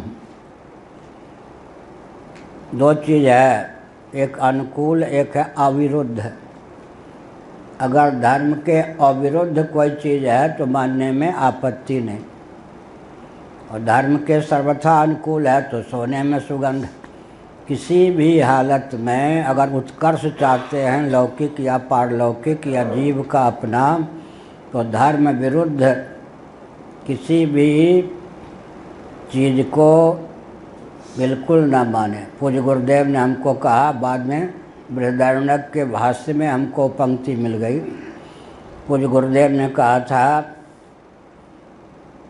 कि धर्म के अविरुद्ध अगर कोई प्रस्ताव आता है ठुकराना मत, बिल्कुल कह देना हाँ। धर्म के अनुकूल आता है तो सोने में सुगंध, किसी भी कीमत पर धर्म के विरुद्ध तिल भर भी मत स्वीकार करना। धर्म के अविरुद्ध अर्थ, धर्म के अविरुद्ध काम, यह तब क्या होता है? लौकिक पारलौकिक उत्कर्ष। अविरुद्ध, हमारे पूज्य गुरुदेव प्रयाग में थे, 12 साल की प्रसिद्धि के अनुसार उस समय सरकार ने कुंभ घोषित किया। ज्योतिष के अनुसार 1 साल बाद कुंभ का योग था, तो महाराज ने उपेक्षा तो नहीं की, लेकिन उस ढंग से ठाठ बार से धर्म संघ का शिविर नहीं लगाया। टीले के पास में कार में बैठ के कुछ लिख रहे थे। इलाहाबाद विश्वविद्यालय के मन चले युवक विद्यार्थी आ गए। महाराज आप तो धर्म सम्राट कहे जाते हैं, फाउंटेन पेन से आप लिख रहे हैं, ये धर्म विरुद्ध है या नहीं? उन्होंने कहा कहाँ लिखा है निषेध। बच्चे क्या समझे, भग गए। ये धर्म के अविरुद्ध, क्या धर्म के अविरुद्ध हुआ ना, विरुद्ध नहीं है। एक होता है सर्वथा अनुकूल, तो प्रारंभिक अवस्था क्या है? अविरुद्ध। और फिर क्या है? अनुकूल। तीसरे क्या चीज़ है? धर्म के विरुद्ध। धर्म के विरुद्ध नहीं, अविरुद्ध। क्या? अगर सन्यासी होकर के कोई एक फल खा ले तो धर्म अच्युत नहीं होगा। क्या? इसी प्रकार से धर्म के अविरुद्ध। जहाँ निषेध है, निषेध का अनुपालन नहीं किया तो धर्म के विरुद्ध हो गया। निषेध नहीं किया गया है और विधान नहीं है। क्या है? निषेध नहीं किया गया है और विधान नहीं है, उस बीच में काम चला सकते हैं तो अविरुद्ध हो गया। क्या? जब निषेध कर दिया गया तो बिल्कुल नहीं। तो वेदों का मुख्य तात्पर्य क्या है? उसमें तरह तरह के ज्ञान विज्ञान हैं, लेकिन मुख्य तात्पर्य है धर्म और ब्रह्म। धर्म का फल क्या है? अभ्युदय, लौकिक पारलौकिक उत्कर्ष। और ब्रह्म का प्रतिपादन किया गया। ब्रह्म कहते हैं सच्चिदानंद स्वरूप परमात्मा को। परमात्मा का ज्ञान होगा और आत्मत्वेन ज्ञान होगा कि जीव का मेरा वास्तविक तात्विक स्वरूप परमात्मा ही है, तो सदा के लिए जन्म मृत्यु की अनादि अजस्र परंपरा का अत्यंतिक उच्छेद हो जाएगा, केवल मोक्ष की प्राप्ति हो जाएगी। वेदों के अपूर्व प्रतिपाद्य कौन हैं? धर्म और ब्रह्म। यह समझ लेने की बात है। अपूर्व का अर्थ होता है, सिंह जी बहुत बड़े वैज्ञानिक हैं, विश्व स्तर के, बहुत विनम्र भी। अपूर्व का अर्थ होता है अनुच्छिष्ट, झूठा ना हो। जैसे आँख के द्वारा ही रूप का ग्रहण हो सकता है, तो नेत्र का विषय अपूर्व हुआ या नहीं? अनुच्छिष्ट। जैसे यहाँ लक्ष्मी जी हैं जगन्नाथ मंदिर में, वो भगवान जगन्नाथ जी को जो भोग लगता है उससे भी नहीं पाती। अन्य देवी देवता जगन्नाथ जी को लगा हुआ भोग पा लेते हैं। नखरे हैं इनके लक्ष्मी जी के, वो ना, उनके लिए पृथक से भोग बनेगा। जगन्नाथ जी का भी प्रसाद झूठा नहीं पा सकती, अपने बड़े घर की बेटी हैं। तो अनुच्छिष्ट भोज्य। क्या? इसी प्रकार इंद्रियों का स्वभाव है। क्या? नहीं तो व्यक्ति अनुवादक हो जाता है ना। अनुवादक का स्वतंत्र प्रामाण्य नहीं होता है। किसी अन्य इंद्रिय के द्वारा रूपक ग्रहण संभव नहीं है। तब नेत्र का अपूर्व विषय क्या हो गया? रूप। कान का अपूर्व विषय क्या हो गया? शब्द। अगर सर्प आँख से सुन लेता है तो वहीं क्या है? कान के गोलक भी सन्निहित है, ये मान लेना चाहिए। त्वक का पूर्व विषय क्या हो गया? स्पर्श। नाक का पूर्व विषय क्या हो गया? गंध। इसका मतलब इंद्रियां अनुच्छिष्ट भोजी हैं। अनुच्छिष्ट, किसी के जूठे किए हुए विषय का ग्रहण नहीं करती, तब इनकी अपूर्वता सिद्ध हुई या नहीं? जो कार्य अन्य से न सदे उस कार्य को सिद्ध करें तो अपूर्वता आ गई या नहीं? विशेषता आ गई या नहीं? ये अपूर्व का अर्थ हमने बताया।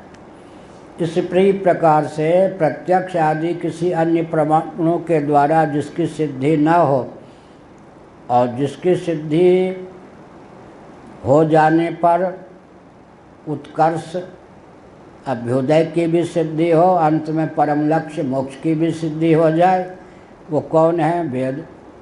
वेद माने किसी अन्य प्रमाण के द्वारा अनधिगत अबाधित अर्थ का प्रतिपादन या अपूर्व अर्थात धर्म का ज्ञान प्रत्यक्ष आदि किसी प्रमाण के द्वारा नहीं हो सकता, और ब्रह्म का ज्ञान भी प्रत्यक्ष आदि के द्वारा नहीं हो सकता। अन्य प्रमाणों की गति जिसमें नहीं है, उसमें जिसकी गति है वही वेद है। वो कौन है? धर्म और ब्रह्म। धर्म का मुख्य फल अगर वह मोक्ष की ओर न मोड़ दिया जाए तो है अभ्युदय, लौकिक पारलौकिक उत्कर्ष, और ब्रह्म ज्ञान का मुख्य फल है मोक्ष। इस प्रकार से धर्म मीमांसा पूर्व मीमांसा है, उत्तर मीमांसा ब्रह्म मीमांसा है। दोनों मीमांसा के माध्यम से समग्र वेदार्थ का विज्ञान हो जाता है। इसमें पूर्व मीमांसा का प्रारंभ अर्थात तो धर्म जिज्ञासा के द्वारा, उत्तर मीमांसा का प्रारंभ माने वेदांत दर्शन, शारीरक दर्शन जो भी कहें, ब्रह्मसूत्र, ये सब कल नाम बताया। इसका प्रारंभ ब्रह्म से हुआ, ब्रह्म जिज्ञासा से। ब्रह्म ज्ञान के लिए ब्रह्म जिज्ञासा चाहिए, ब्रह्म जिज्ञासा के लिए अधिकारी चाहिए। अथातो ब्रह्म जिज्ञासा में अतः कहा गया साधन चतुष्टय संपन्नता के अनंतर, उससे पहले ब्रह्म जिज्ञासा हो ही नहीं सकती है। क्या इतना पुण्य का बल हो कि समग्र आकर्षण शक्ति को विदीर्ण करके परमात्मा तक बुद्धि पहुंच जाए कि मुझे तो भगवान को पाना और जानना है। क्या बहुत आकर्षण के विषय है ना। जब हम ऊपर की ओर चलते हैं तो आकर्षण शक्ति हर लोग की अपनी अपनी होती या नहीं? उस आकर्षण शक्ति को विदीर्ण करके रॉकेट की स्थिति बहुत ऊपर हो सकती या नहीं? इसी प्रकार से ब्रह्म का अर्थ क्या हो गया? ब्रह्म का अर्थ हो गया ब्रह्मा जी के पद से भी ऊपर जो तत्व है, मतलब पार्थिव प्रपंच से लेकर महत्तत्व अव्यक्त से भी ऊपर जो तत्व है, उस तत्व तक हमारा, उस तत्व को लेकर हमारी बुद्धि आकृष्ट हो जाए, हम आकृष्ट हो जाएं। उससे नीचे की जितनी रिद्धि सिद्धियाँ उपलब्धियाँ हैं सबसे उपराम हो जाएं। ठीक है या नहीं? सामान्य स्त्री पर ही जिसका चित्त मोहित हो जाता है, उसके लिए उर्वशी की क्या ज़रूरत है, तिलोत्तमा की क्या ज़रूरत है, रंभा की क्या ज़रूरत है? इसी प्रकार से परमात्मा उसको क्यों मिलेगा? जो अन्य वस्तुओं से ही परमात्मा की रचना है ना, सृष्टि, किसी एक वस्तु पर ही लोटपोट हो गया, हजारों जन्म उस पर न्योछावर करने के लिए तैयार है, वो तो फंस गया ना। इसलिए जिसका चित्त किसी अन्य विषय से आकृष्ट न होकर वेदांत वेद्य भगवत तत्व परमात्मा तत्व की ओर ही आकृष्ट होता है, उसी को जानने की भावना जिसके जीवन में आती है, उसके लिए यह ब्रह्मसूत्र है। तो ब्रह्म के विज्ञान के लिए ब्रह्म जिज्ञासा अपेक्षित है। ब्रह्म जिज्ञासा उसके जीवन में संभव है जो निष्काम भाव से कर्मोपासना की घाटी पार कर चुका हो। कर्मोपासना पारंगत, निष्काम भाव से कर्मोपासना का अनुष्ठान करके कर्मोपासना की घाटी से पारंगत जो व्यक्ति है, उसके मन में या हृदय में या बुद्धि में ब्रह्म जिज्ञासा होती है। उसकी ब्रह्म जिज्ञासा को निवृत्त करने के लिए आचार्य किस विधा से उपदेश दें? उपनिषदों का मंथन करने की भावना से इस ग्रंथ का प्रारंभ हुआ। वहाँ पर सामान्य रीति से कह दिया गया कि ब्रह्म कौन है। ब्रह्म को जानने के लिए उसका लक्षण जानना चाहिए, तो कह दिया था तो ब्रह्म जिज्ञासा जन्माद्यस्यता, जिससे जगत की उत्पत्ति आदि की सिद्धि है, वो ब्रह्म है। अब वहाँ पर होता है कि जगत कारण ब्रह्म है, ये तो सिद्ध हुआ। अब कारण एक नहीं होता बल्कि दो होता है, एक निमित्त कारण, एक उपादान कारण। आधुनिक भाषा में कहेंगे तो मेकर और मेटर। माइक का निर्माता हो गया मेकर, लोहा या प्लास्टिक या दोनों मिलके हो गया मेटर। तो ब्रह्म क्या है? मेकर है या मेटर है या दोनों ही है? निमित्त कारण अगर मानते हैं तो निमित्त कारण का अर्थ होता है निर्माता। उपादान कारण मानते हैं तो जगत जिस मैटर धातु पदार्थ या तत्व से बनता है, जिस तत्व ने जगत का सृष्टि का रूप धारण किया है वो कौन है? परमात्मा। या केवल निमित्त कारण है। सुनार को सोना प्राप्त हो तो जेवर आभूषण गहने सुवर्ण पात्र का निर्माण करे। तो सुनार सोना नहीं होता, सोना सुनार नहीं होता। सोना में आभूषण पात्र बनने की योग्यता, बहुभवन की योग्यता होती है, लेकिन सोने को विविध रूप देने की योग्यता, क्षमता, चेतन सुनार में होती है। क्या ऐसे ही यहाँ पर ब्रह्म के अतिरिक्त कोई वस्तु है जो जगत बनती है या जिसको लेकर ब्रह्म जगत बना देता है? जैसे सुनार सोने की डली को लेकर, सोने को लेकर सुवर्ण पात्र और कटक मुकुट कुंडलादि सुवर्णाभूषण को बना देता है। ऐसा माने क्या? ऐसा मानेंगे तो हानि क्या है, लाभ क्या है? अगर केवल निमित्त कारण मानेंगे, निर्माता या मेकर मानेंगे, तब फिर एक कारण तो रह जाएगा ना, उपादान कारण। वो कौन होगा? ब्रह्म तो होने से रहा, क्योंकि हमने दोनों कारण उसे माना नहीं। और लोक में भी दिखाई पड़ता है, सुनार है तो सोना वो नहीं है, सोना है तो सोना सुनार नहीं बन सकता। सुनार को सोने की आवश्यकता है, सोने को सुनार की आवश्यकता है। सोना प्राप्त हो जाने पर सुनार उसको विविध पात्र या आभूषण का रूप क्रम से दे सकता है। अगर हमने ब्रह्म को जगत का मेकर, निर्माता मान लिया, तो हमारे यहाँ वेदांत प्रस्थान में जो तत्व जगत बनता है या जिससे जगत बनता है उसकी सिद्धि तो हुई नहीं। तो लक्षण कहाँ चला गया? अतिव्याप्त हो गया। सांख्यों के प्रधान में, प्रकृति में हो गया ना। और इधर क्या हो गया? ब्रह्म में पूरा लक्षण कारण का चरितार्थ नहीं हुआ। निमित्त कारण ही माना तो कारण तो एक ही नहीं होता, दो प्रकार का होता है, निमित्त और उपादान। ऐसी स्थिति में यहाँ पर असंभव दोष आ गया, वहाँ जाके अव्याप्ति, अतिव्याप्ति बैठ गई। दोषद्वय की निवृत्ति तब हो सकती है कि ब्रह्म को निमित्त और उपादान, मेकर और मैटर दोनों माने। अब बड़ी विचित्र बात है, ब्रह्म अपने को ही जगत के रूप में लखा दे, दिखा दे, बना दे या चमत्कृति हो। लोक में तो सुनार में स्वयं को सोना बनाकर, सोना के रूप में स्वयं को प्रस्तुत कर जेवर पात्र बनने की क्षमता नहीं होती। कुंभकार मिट्टी का काम तो नहीं करता, मिट्टी को घड़े का रूप दे सकता है, स्वयं को तो घड़े का रूप दे नहीं सकता। ये तो 3 लोक से मथुरा न्यारी हो गई। इसी का है ना, जो 3 लोक से मथुरा न्यारी उस चीज़ को सिद्ध करके और व्यावहारिक जगत में भी दृष्टांत के बल पर चरितार्थ कर दे, यह वेदों का वेदत्व है। तो जब तक ब्रह्म जगत का निमित्त और उपादान दोनों कारण सिद्ध नहीं होगा, तब तक हमारा औपनिषद सिद्धांत पूर्ण ही नहीं होगा। अगर हम निमित्त भी नहीं मानेंगे, उपादान भी नहीं, तो ब्रह्म ही हाथ नहीं लगेगा।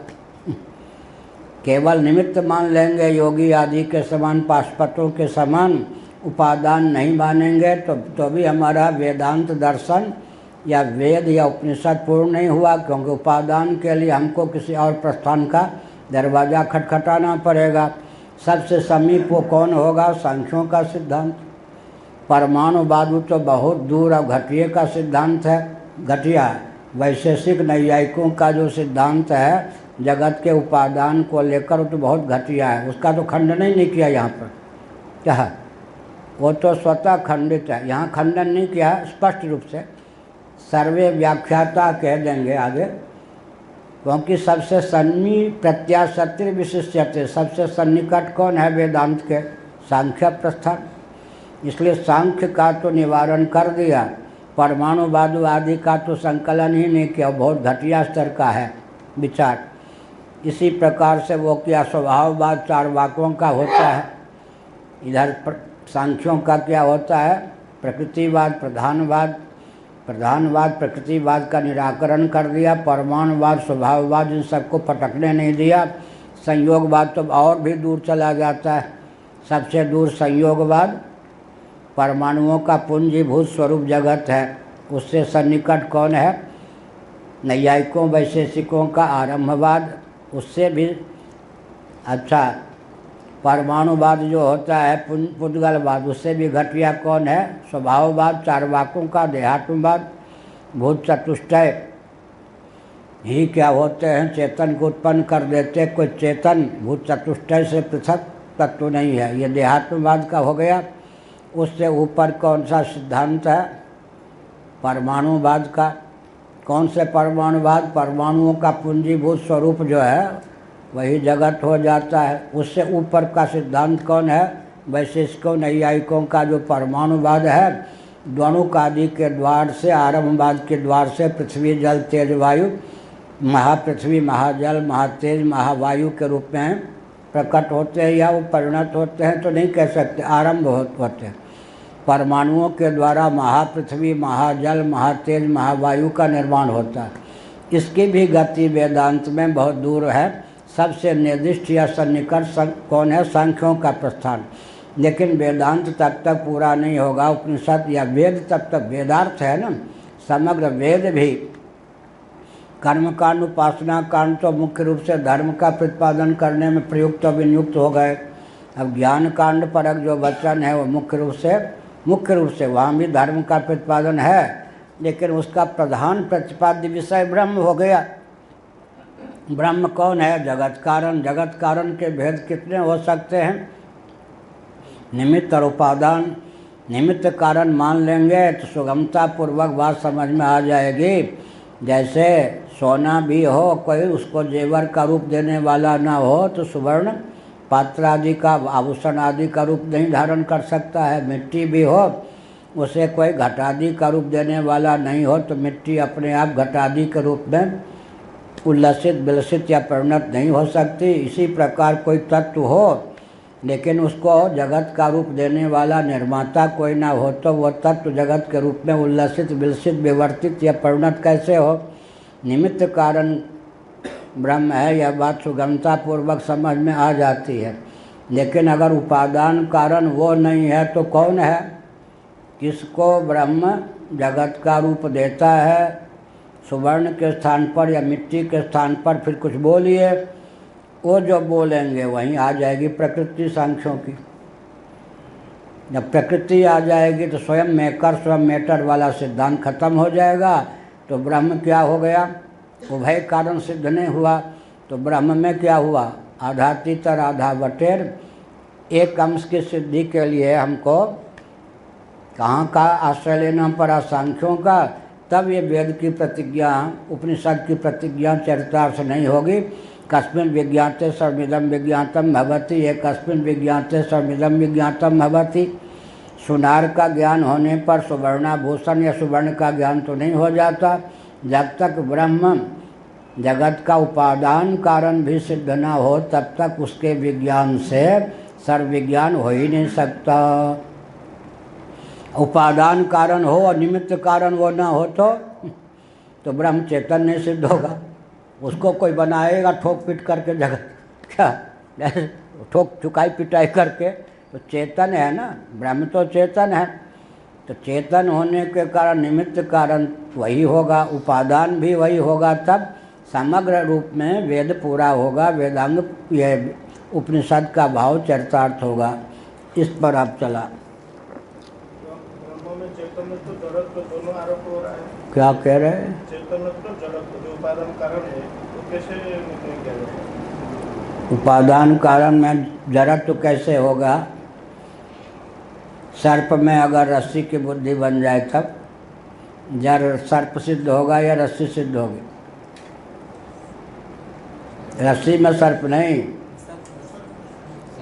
सुनिए, ठूठ में पुरुष नहीं, पुरुष में ठूठ बुद्धि हो जाए तब। ऋषियों ने बचाने के लिए कह दिया कि रस्सी में सर्प, कहना क्या चाहिए था? पर सर्प में रस्सी कह दें तो जो पकड़ने जाएगा रस्सी को मर ही जाएगा। लोगों को मरने से बचने के लिए जो कहना चाहते थे उसको घुमा के कहा। दृष्टांत जो है दाष्टान्तिक की ओर मोड़ेंगे तो सर्प में रस्सी की बुद्धि सीख बैठेगी या रस्सी में सर्प की? रस्सी में सर्प बुद्धि हो जाए तब तो कम से कम रस्सी काटेगी नहीं। सर्प में रस्सी बुद्धि हो जाए और कोई किसी गट्ठर वट्ठर को बांधने के लिए चले तो फिर काटे ही लेगा सर्प। बचाने के लिए ऋषियों ने कह दिया रस्सी में सर्प। सचमुच में क्या है? सर्प में रस्सी बुद्धि हुई या रस्सी में सर्प? चेतन में जड़ बुद्धि है ना। क्यों? इसमें भी युक्ति है। अच्छा प्रश्न किया। जगत क्या है? दृष्टिगोचर है। जितना अंश संसार का जितना अंश दृष्टिगोचर है, दृश्य होने के कारण क्या है? सावयव।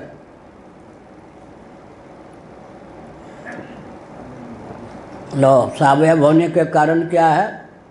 कार्य। अब युक्ति लीजिए। जगत का जितना अंश दृष्टिगोचर है वो क्या है? दृष्टिगोचर होने के कारण, दृश्य होने के कारण क्या है? सावयव। सावयव होने के कारण क्या है? कार्य। कार्य होने के कारण श्वेतर निमित्तोपादान कारण की अपेक्षा है नहीं। श्वेतर माने अपने अलावा जो भी कार्य होता है उसके अलावा कोई निमित्त और उपादान कारण उसको चाहिए। ठीक है, वो तो स्वयं निमित्त और उपादान कारण नहीं बनेगा। कार्य है, उसको निमित्त और उपादान कारण चाहिए। अब अनुसंधान करते करते कहाँ तक पहुँचेंगे? वो चेतन होगा या जड़?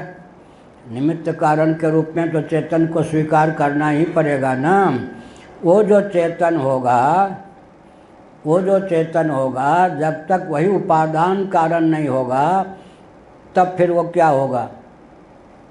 तब क्या होगा? वो वस्तुकृत परिच्छेद शून्य नहीं हो सकता, सर्वात्मा नहीं हो सकता, सर्वरूप नहीं हो सकता। इसका मतलब उसकी विभुता ब्रह्मरूपता ही सिद्ध नहीं होगी। इसलिए अंत में झक मार करके जिसको हमने जगत का निर्माता निमित्त कारण सुगमता की दृष्टि से पहले सिद्ध किया, उसी को फिर उपादान कारण भी सिद्ध करना पड़ेगा।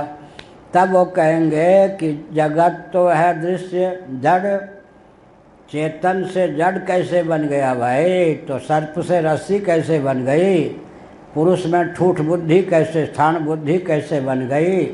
भ्रम है, ये भ्रम है। इसीलिए तो भ्रम है माने अविद्यक है, हो गया ना। लक्षण ब्रह्म के बिल्कुल विपरीत है। किसका? जगत का। इसलिए विवर्तवाद सिद्ध हो जाता है। परिणामवाद की अपेक्षा विवर्तवाद निर्दिष्ट है, सबसे नज़दीक है। क्या अर्थ हुआ? उपासना के प्रकरण में तो अन्य में अन्य बुद्धि का आधान किया जा सकता है, किया जाता है। यहाँ तो उपक्रमोपसंहारादि सर्वविध लिंगों के द्वारा समग्र वेदांतों का महातात्पर्य ब्रह्मात्म तत्व के एकत्व विज्ञान में सन्निहित है। उपक्रम माने आरंभ, उपसंहार माने अंत, अभ्यास माने बीच बीच में रिपीटेशन, उसी की पुनरावृत्ति। उपक्रम और उपसंहार, अभ्यास, अपूर्वता अर्थात प्रमाणांतर से अनधिगतता, और उपपत्ति तदनुकूल युक्ति, और अंत में फल। उपक्रमोपसंहार, अभ्यास, अपूर्वता, अर्थवाद, इतर की निंदा, उसकी प्रशंसा। ये जो 6 लिंग हैं, उपक्रम उपसंहार मिलकर के एक। वेदों का माने उपनिषदों का अनुशीलन करने पर इन 6 तात्पर्य के सूचक जो चिन्ह हैं उनके माध्यम से ब्रह्म की सिद्धि होती है। केवल निमित्त कारण के रूप में नहीं बल्कि उपादान कारण के रूप में। अगर हम ब्रह्म को उपादान कारण नहीं मानेंगे तो एक विज्ञान से सर्व विज्ञान तो संभव ही नहीं है। तब ईश्वर जो है सर्व होगा या सर्वज्ञ होगा? निमित्त कारण जो ईश्वर है वो सर्वज्ञ होता हुआ सर्व होगा या सर्वज्ञ होता हुआ सर्व नहीं होगा? जैसे है सोने का दृष्टा होता है ना सुनार, ऐसे जो जगत का उपादान कारण होगा उसका दृष्टा होगा। तो सर्व न होकर सर्वज्ञ हो गया, तो ये पूरा हुआ ब्रह्म का लक्षण या अधूरा? अधूरा हुआ, क्योंकि उस निर्माता ईश्वर के ज्ञान से सबका ज्ञान हो ही नहीं सकता है। यहाँ तो एक विज्ञान से सर्व विज्ञान की प्रतिज्ञा तब तक चरितार्थ नहीं हो सकती जब तक तदैक्षत शोकामयत फिर बहुश्याम तदात्मान स्वयं अकुरुत, अकुरुत भी या स्वयं भी है क्या, तदैक्षत बहुश्याम प्रजाये, या जिसके लिए कहा गया कि उसने ईक्षण किया उसी के लिए कहा गया कि वो सर्वरूप भी बना, तो हुआ या नहीं। इसका अर्थ क्या हुआ, श्रुतियों की संगति तब तक नहीं सधेगी जब तक ब्रह्म को निर्माता और निर्मित होने वाला दोनों नहीं मानेंगे। अब कहेंगे कि चेतन तो है निर्माता, अब ये जब जगत बनेगा तो जगत इसका परिणाम होगा या विवर्त होगा। दूसरी बात है ब्रह्म एक है और कारण दो है, एक ही वस्तु दो कारण कैसे बन जाए एक ही व्यक्ति, इसलिए बीच में शक्ति को लेना पड़ेगा। वो शक्ति प्रकृति से विलक्षण क्यों होगी, कल बताया। उनकी जो क्या है प्रधानों की जो क्या है कौन प्रकृति, वो शक्ति रूप नहीं है। दूसरी बात यह है कि अनिर्वचनीय नहीं है, वो तो सत्य है।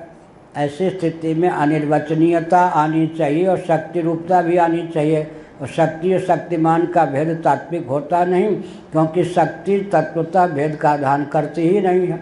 क्या शक्ति की विलक्षणता क्या है, अपने आश्रय में भेद का आधान अपनी विद्यमानता से न करे, अपने कार्यों की विद्यमानता से भी न करे, सब कुछ रच दे और भेद का आधान न होने दे अपनी विद्यमानता से या अपने कार्यों की विद्यमानता से।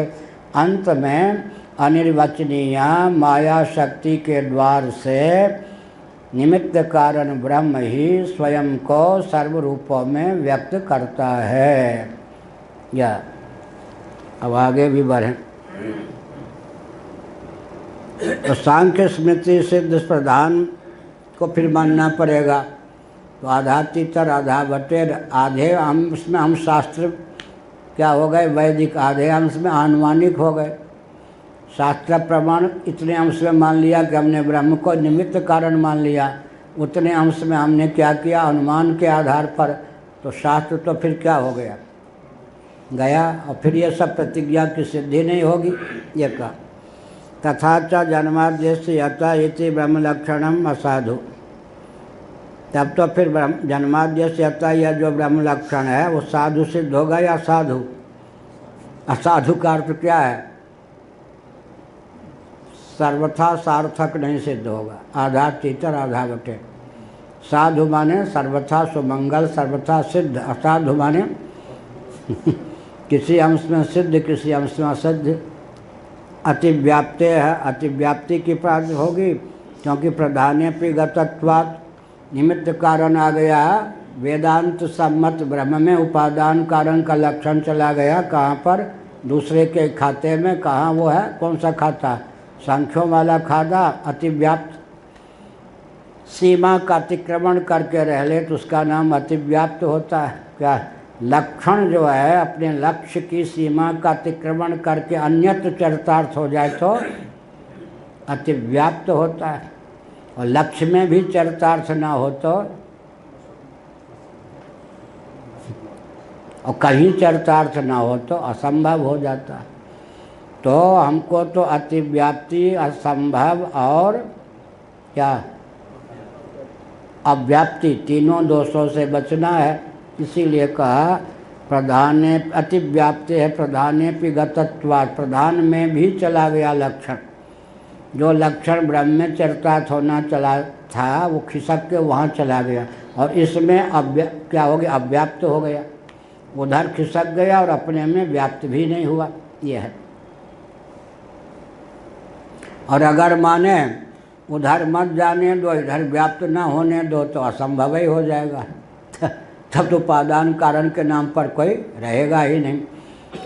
अतिव्याप्ति अव्याप्ति असंभव तीनों दोषों से बचने के लिए और कोई उपाय नहीं है, और एक विज्ञान से सर्व विज्ञान की सिद्धि के लिए भी और कोई उपाय नहीं है। ब्रह्म को ही निमित्त और उपादान कारण मानना होगा। ये सब क्यों कहते हैं, 10 मिनट भी बोलना, समझ गए भृगु जी, बहुत कठिन है। एक थे बहुत अच्छे प्रियाशरण महात्मा थे, वाराणसी के जीवन के 80 वर्ष लगभग अंत में 80 वर्ष ब्रज में रहे, ब्रज की सीमा का उल्लंघन नहीं करते, बहुत ऊंचे गायक भी थे। किसी ने कहा रासलीला ये सब आप नहीं देखते जबकि राधा रानी के उपासक हैं। उन्होंने कहा सुनो, मैं नास्तिक नहीं हूँ, मैं बहुत ऊंचा शास्त्रीय संगीत का, भजन का मर्मज्ञ हूँ। ये लोग जो रासलीला में गाते हैं, उटपटांग गाते हैं, तो हमको बड़ा कष्ट होता है। एक बार नारद जी वीणा लेके जा रहे थे,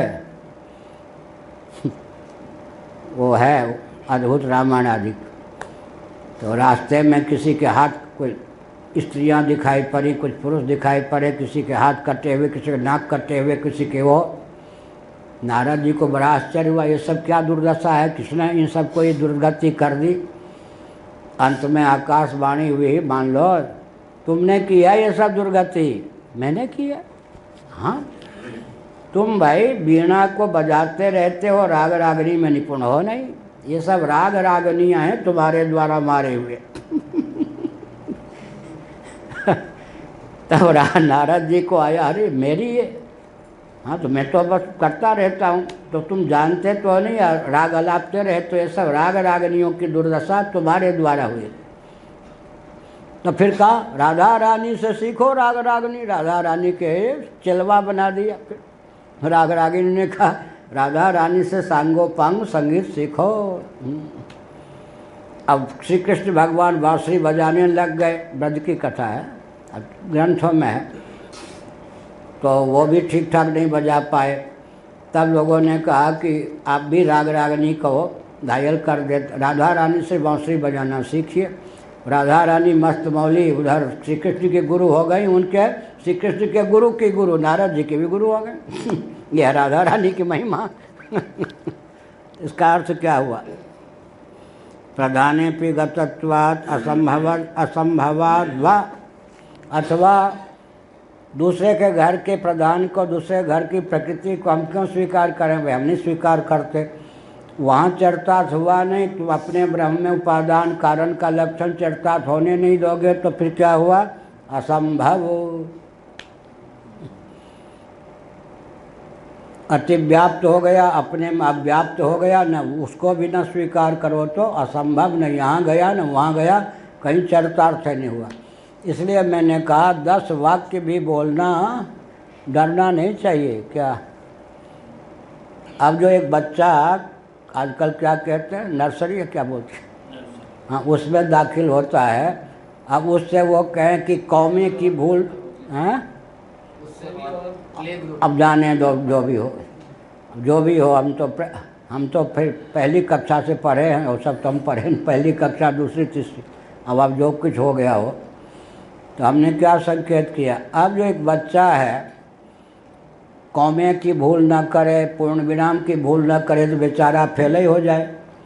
बच्चा जो लिखता है ये मान के चलना चाहिए कि उसके कौमे की भूल, पूर्ण विराम की भूल, अर्ध विराम की भूल नहीं मानी जाएगी। लिख तो रहा है ना, धीरे धीरे ज्यों ज्यों आगे बढ़ेगा, अरे भाई यहाँ फुल स्टॉप पूर्ण विराम करना चाहिए था, बीच में यहाँ अर्ध विराम होना चाहिए था, इधर कौमा, धीरे धीरे सीखेगा ना।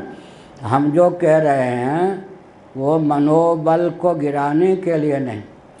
अब समझ गए ना आपकी ओर लक्ष्य। आप सोचोगे कि 10 वाक्य बोलना ही कठिन है, कहाँ अव्याप्ति हो जाए, कहाँ अतिव्याप्ति हो जाए, कहाँ संभव हो जाए। एक तो श्रोता को क्या पता है। जिसको पता है क्या, वो भी जानता है, ज्ञान बहुत है, अब बोलते समय ध्यान नहीं है तो क्या, ज्ञान तो है लेकिन बोलते समय ध्यान नहीं रहेगा तो ऊंचे से ऊंचे विद्वान के द्वारा भूल हो जाएगी। अब सरस्वती इतनी तीव्र हो, अभ्यास इतना तीव्र हो कि उसकी वाणी जो निकले उसमें अव्याप्ति असंभव हो ही नहीं।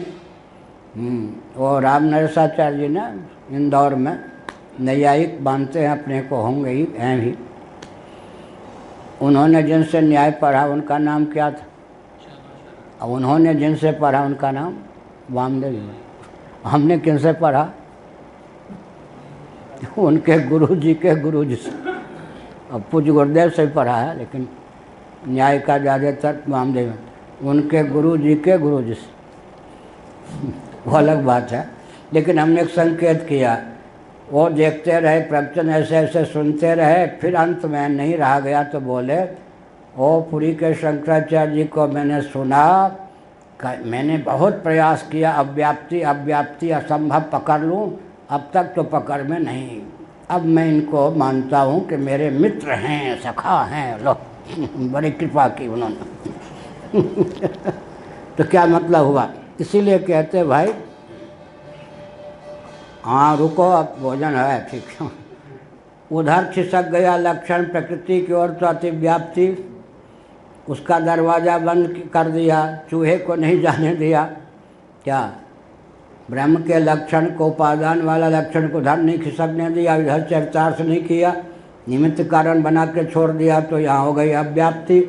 न उधर जाने दिया न इधर आने दिया, दोनों ओर मुँह बंद कर दिया तो असंभव। लो जी, इन सब अलाय वलाय से बचने के लिए अब गनीमत यही है, उचित यही है कि अगत्या और कोई गति न होने के कारण आप ब्रह्म को ही जगत का केवल निमित्त नहीं, निर्माता नहीं, बल्कि उपादान कारण भी मान लो, मेकर और मेटर दोनों मान लो।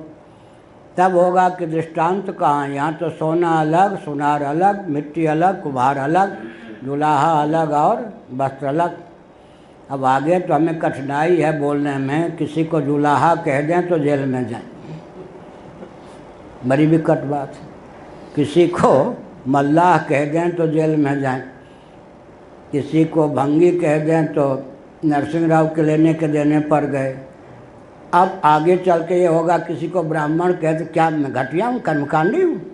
ब्राह्मण कहा अपराध, कहीं ये ना हो जाए, बोलने के सारे रास्ते बंद हो गए।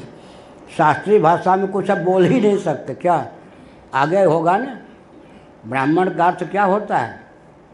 एक ने कहा ना, मैं हल जोतने वाला हूँ, मैं कोई रसोईया पुजारी हूँ कि जनेऊ पहनूँ? हमको डांट ही दिया एक बार मुजफ्फरनगर में एक व्यक्ति ने। हाँ, मैं वो ब्राह्मण हूँ कि भोजन बनाता हूँ? रसोईया लोग जनेऊ पहनते, मैं हल जोतने वाला ब्राह्मण, स्वावलंबी, हाथ फैलाने वाला थोड़े हूँ, दान लेने वाला। हमने कहा चलो। तो इसलिए मैंने कहा अब बड़ी विचित्र बात है। यहाँ क्या विचित्र बात है? विचित्र बात यह है कि भाई स्वयं ही सोना और स्वयं ही स्वर्णकार। तो योग व्याघ्र का उदाहरण मैंने दिया। एक सिद्ध योगी जब संकल्प के द्वारा व्याघ्र बन जाता है तो बनने वाला भी बनाने वाला भी, अगर यह उदाहरण देते हैं तो क्या कहेंगे? अरे भाई ये होता होगा, गप हाँकते हो, हमको तो नहीं मालूम कि योगी व्याघ्र बन सकता है। तब श्रुति ने ऐसा उदाहरण दिया जिस पर कोई ननु नच न कर सके मुंडक ने। मकड़ी जाला बनाती भी है और जाला बनाने की सामग्री अपने अंदर संजो के रखती है, इसको तो मानोगे ना। इसलिए भगवान जो हैं मकड़ी के समान है, मानो जगत बनाते भी हैं, जगत बनते भी। जब मकड़ी जाला बनाती है तो जाला बनाती है तो बची रहती है या ख़त्म हो जाती? जाले में फंस जाना अलग है, इतने अंश में जाला बना करके भी विद्यमान रहती है या नहीं? तो जाला उसका परिणाम होता सर्वथा, तो मकड़ी बचती नहीं। इसी जब मकड़ी भी जाला बना करके मकड़ी के रूप में, चेतन के रूप में बची रहती है, तो ब्रह्म क्या मकड़ी से भी घटिया है? कि जगत बना स्वयं को ही, माने अंतर्निहित शक्ति रूपा सामग्री को जगत का रूप दे करके स्वयं शेष रहते हैं। इच्छा पूर्वक कर्तृत्व, यही हो गया। तत्र इच्छा पूर्वक कर्तृत्व प्रभुत्व रूपता, प्रभुत्व रूपता निमित्त कारणे स्वेवन उपादानेषु कर्हिचित्। इस पर कारिका की रचना कर दी किन्होंने? वाचस्पति मिश्र भामतीकार ने पूर्व पक्ष की ओर से। इच्छा पूर्वक जो कर्तृत्व होता है वो क्या है? प्रभुत्व, यही प्रभुता है उसकी। उसमें क्या होता है, वो कार्य से विलक्षण होगा, जेवर आदि से विलक्षण होगा सुनार इच्छापूर्वक, घटादि से विलक्षणता उसमें निमित्त कारणेष्वेव नोपादानेषु कर्हिचित अस्वरूपता, अस्वरूपता यह है। उपादान कारण मानते ही एक चीज़ गला पकड़ लेती है। वो क्या चीज़ है? जगत जैसे सुनार जो है, सुनार के लक्षण और जेवर के लक्षण में भेद होते हैं या नहीं? कुंभकार के लक्षण में चेतन है ना कुंभकार, और घटादि के लक्षण में भिन्नता होती है या नहीं? तो जगत जो है वो तो अनित्य है, अचित है, दुखप्रद है, अशुद्ध है, योग दर्शन के अनुसार अशुचि है। यह है या नहीं? अनित्य है, अशुचि है, ये सब योग दर्शन ने कहा। तो जगत का लक्षण घटिया, ब्रह्म पारंगत या अनित्य तो वो नित्य, या जड़ तो वो चेतन, क्या यह दृश्य तो वो बिल्कुल अदृश्य, यह क्या है अशुद्ध तो वो शुद्ध, या दुखप्रद तो वो सुखरूप। उपादान में उपादेय माने उससे बनी हुई सामग्री में एक रूपता चाहिए ना, वो एक रूपता नहीं है। तो हम निमित्त कारण माने तो एक रूपता की आवश्यकता नहीं है, और अगर उपादान कारण मानते हैं तो तालमेल तो बैठता नहीं ब्रह्म और जगत का। यह दोष है या गुण? पूर्व पक्ष की दृष्टि में दोष है, हमारी दृष्टि में यही तो विवर्त का मार्ग प्रशस्त करता है। क्या हमारी दृष्टि में यही तो विवर्त का मार्ग प्रशस्त करता है? क्या चेतन का जड़ रूप से परिदर्शन यही तो मार्ग प्रशस्त करता है। तो कहते वो शक्ति को ले लो, जगत की अनिर्वचनीयता हम सिद्ध करेंगे और शक्ति की अनिर्वचनीयता सिद्ध करेंगे, और इसके जो हैं अनित्य, इसके जो अशुद्धता आदि वहाँ भी प्रसव धर्मात्मिका प्रकृति है ना। तुम्हारे यहाँ प्रकृति तो स्वतंत्र रहेगी, हमारे यहाँ तो ब्रह्म की शक्ति हो जाएगी। ब्रह्म शक्ति रेव प्रकृति निरालंबोपनिषद। तो प्रसव धर्मात्मिका, प्रसव धर्मात्मिका माने महत्त्ववादी के रूप में है। उसका क्या होता है? प्रसव होता है, सृष्टि का आरंभ होता है। तो जगत का लक्षण उसमें चला गया या नहीं? माने कुछ साम्य हो गया। तो माया शक्ति को लेकर हम, तुम जो आपत्ति करते हो उसका निवारण कर देंगे, लेकिन माया शक्ति के द्वार से आखिर कौन कारण सिद्ध होगा? रस्सी के अज्ञान से आखिर रस्सी तो सर्प का कारण सिद्ध होती है ना। क्या इसी प्रकार माया के द्वार से, माया तो बिना आश्रय के रह ही नहीं सकती है। अग्नि में जो दाहिका शक्ति है वो बिना अग्नि के आश्रय के रह सकती है क्या? तो ब्रह्म में जो जगत को उत्पन्न करने वाली matter is nothing but energy, आज हमने कहा था matter is nothing but energy, energy nothing but soul, soul is the supreme या सुपर पावर ऑफ एनर्जी। तो वो परमात्मा जो है वो क्या है? परमात्मा माया शक्ति को भी सत्ता चित्ता प्रियता प्रदान करने में समर्थ है। इसका अर्थ हुआ कि माया शक्ति जो कि अनिर्वचनीय है, जो ब्रह्म में द्वैत का आधान नहीं कर सकती, न स्वतः न अपने कार्यों को लेकर, उसके द्वार से, तो द्वार से कहा तो कहा कि ब्रह्म ही कैसा भिन्न निमित्तोपादान कारण हुआ। तो गीता के 14वें अध्याय में भगवान शंकराचार्य का भाष्य क्या है? शक्ति और शक्तिमान में अभेद होता है, अर्थात शक्ति अपने आश्रय शक्तिमान को सद्द्वितीय नहीं बनाती है, इसलिए अभेद रहता है। अभेद की सिद्धि भी हो गई, असारूप्य की सिद्धि, जगत अशुद्ध तो वो माया भी अशुद्ध, सारूप्य की सिद्धि भी हो गई, और जगत ब्रह्म का परिणाम न होकर विवर्त भी हो गया, सारा काम सध गया। ठीक है, हाँ हाँ। अब आप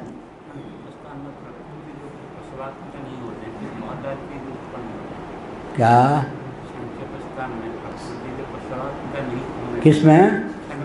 उन्हीं का जो शब्द है प्रकृति प्रसव धर्मिणी है, परिणाम है ना उसका जगत। यह वेदांत का नहीं, उन्हीं का एक कहावत है ना, नाम नहीं लूँगा, उसके लिए हमने नाम पलट दिया, यामी। मियाँ के स्थान पर मैंने कर दिया यामी। मियाँ की जूती, मियाँ के सर। अब मैं कहूँगा तो मियाँ मुकदमा कर देंगे, हम बिल्कुल मियाँ जी के लिए कुछ नहीं कहते, हम तो यामी के लिए कहते हैं। पलट दिया यामी की जूती यामी के सर, अब कहो यामी जिसका नाम होगा पता नहीं किसी का होगा ही नहीं। यामी कौन है?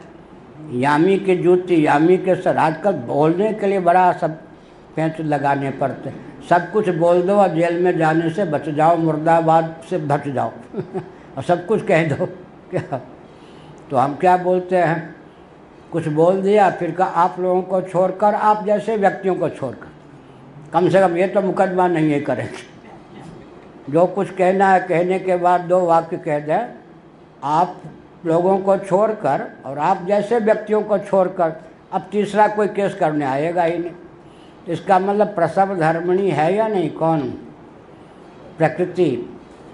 लेकिन कैसी प्रसव धर्मिणी है? बच्चा जन्मती भी है, स्वयं सुरक्षित भी रहती है। माता जो है बेटे बेटी को जन्म भी देती है, स्वयं सुरक्षित रहती है ना। इसी प्रकार से प्रकृति त्रिगुण के रूप में शेष रहकर महत्त्व को जन्म दे देती है। महत्त्व के रूप में शेष रहकर अपने अस्तित्व को बनाए रखकर अहम तत्व के रूप में परिणत। अहम तत्व फिर पंच तन्मात्रा, उधर मन इंद्रिय के रूप में, फिर पंच तन्मात्रा पंचभूत के रूप में है या नहीं। फिर पंचभूत विद्यमान रहकर तारतम्य संघात वृक्षादि के रूप में। तो कारण कार्य को उत्पन्न करने के बाद भी जो शेष रह जाए वो कारण हो गया। तो महत्त्ववादी में कारण का लक्षण भी चला गया, कार्य का लक्षण भी चला गया, इसलिए उसको प्रकृति विकृति कहते हैं। जिसमें कार्य कारण दोनों का लक्षण चरितार्थ हो जाए उसको प्रकृति विकृति। जिसमें केवल कार्य का लक्षण चरितार्थ हो, कारण का लक्षण चरितार्थ न हो, उसको विकृति। जिसमें कार्य का लक्षण बिल्कुल न चरितार्थ हो, केवल कारण का लक्षण चरितार्थ हो, उनको प्रकृति। क्या हुआ? सांख्य। मूला प्रकृति केवल प्रकृति है। अहम तत्व महत्तत्व 1, अहम तत्व 2, पंच तन्मात्राएँ प्रकृति विकृति हैं। 3 पीढ़ी ले लीजिए, पितामह, पिता और पुत्र। बीच में जो पिता है वो पितामह अपने बाप की दृष्टि से बेटा है या नहीं, अपने बेटा की दृष्टि से बाप है या नहीं। तो जिसमें एक रकम से ऊपर की दृष्टि से कार्यत्व, नीचे की दृष्टि से कारणत्व सिद्ध, उसका नाम है प्रकृति विकृति। लेकिन मन है, 5 ज्ञानेंद्रियाँ हैं, 5 कर्मेंद्रियाँ हैं, अहम के कार्य हैं, पंचीकृत 5 महाभूत हैं। ये क्या हैं? 5, 10, 15, 1, 16। मन 1, 5 ज्ञानेंद्रियाँ, 5 कर्मेंद्रियाँ मिला के 11, 5 स्थूलभूत 16। 16 क्या हैं? विकृति ही हैं, अपने से विलक्षण विशेषता संपन्न कार्य को उत्पन्न नहीं करते।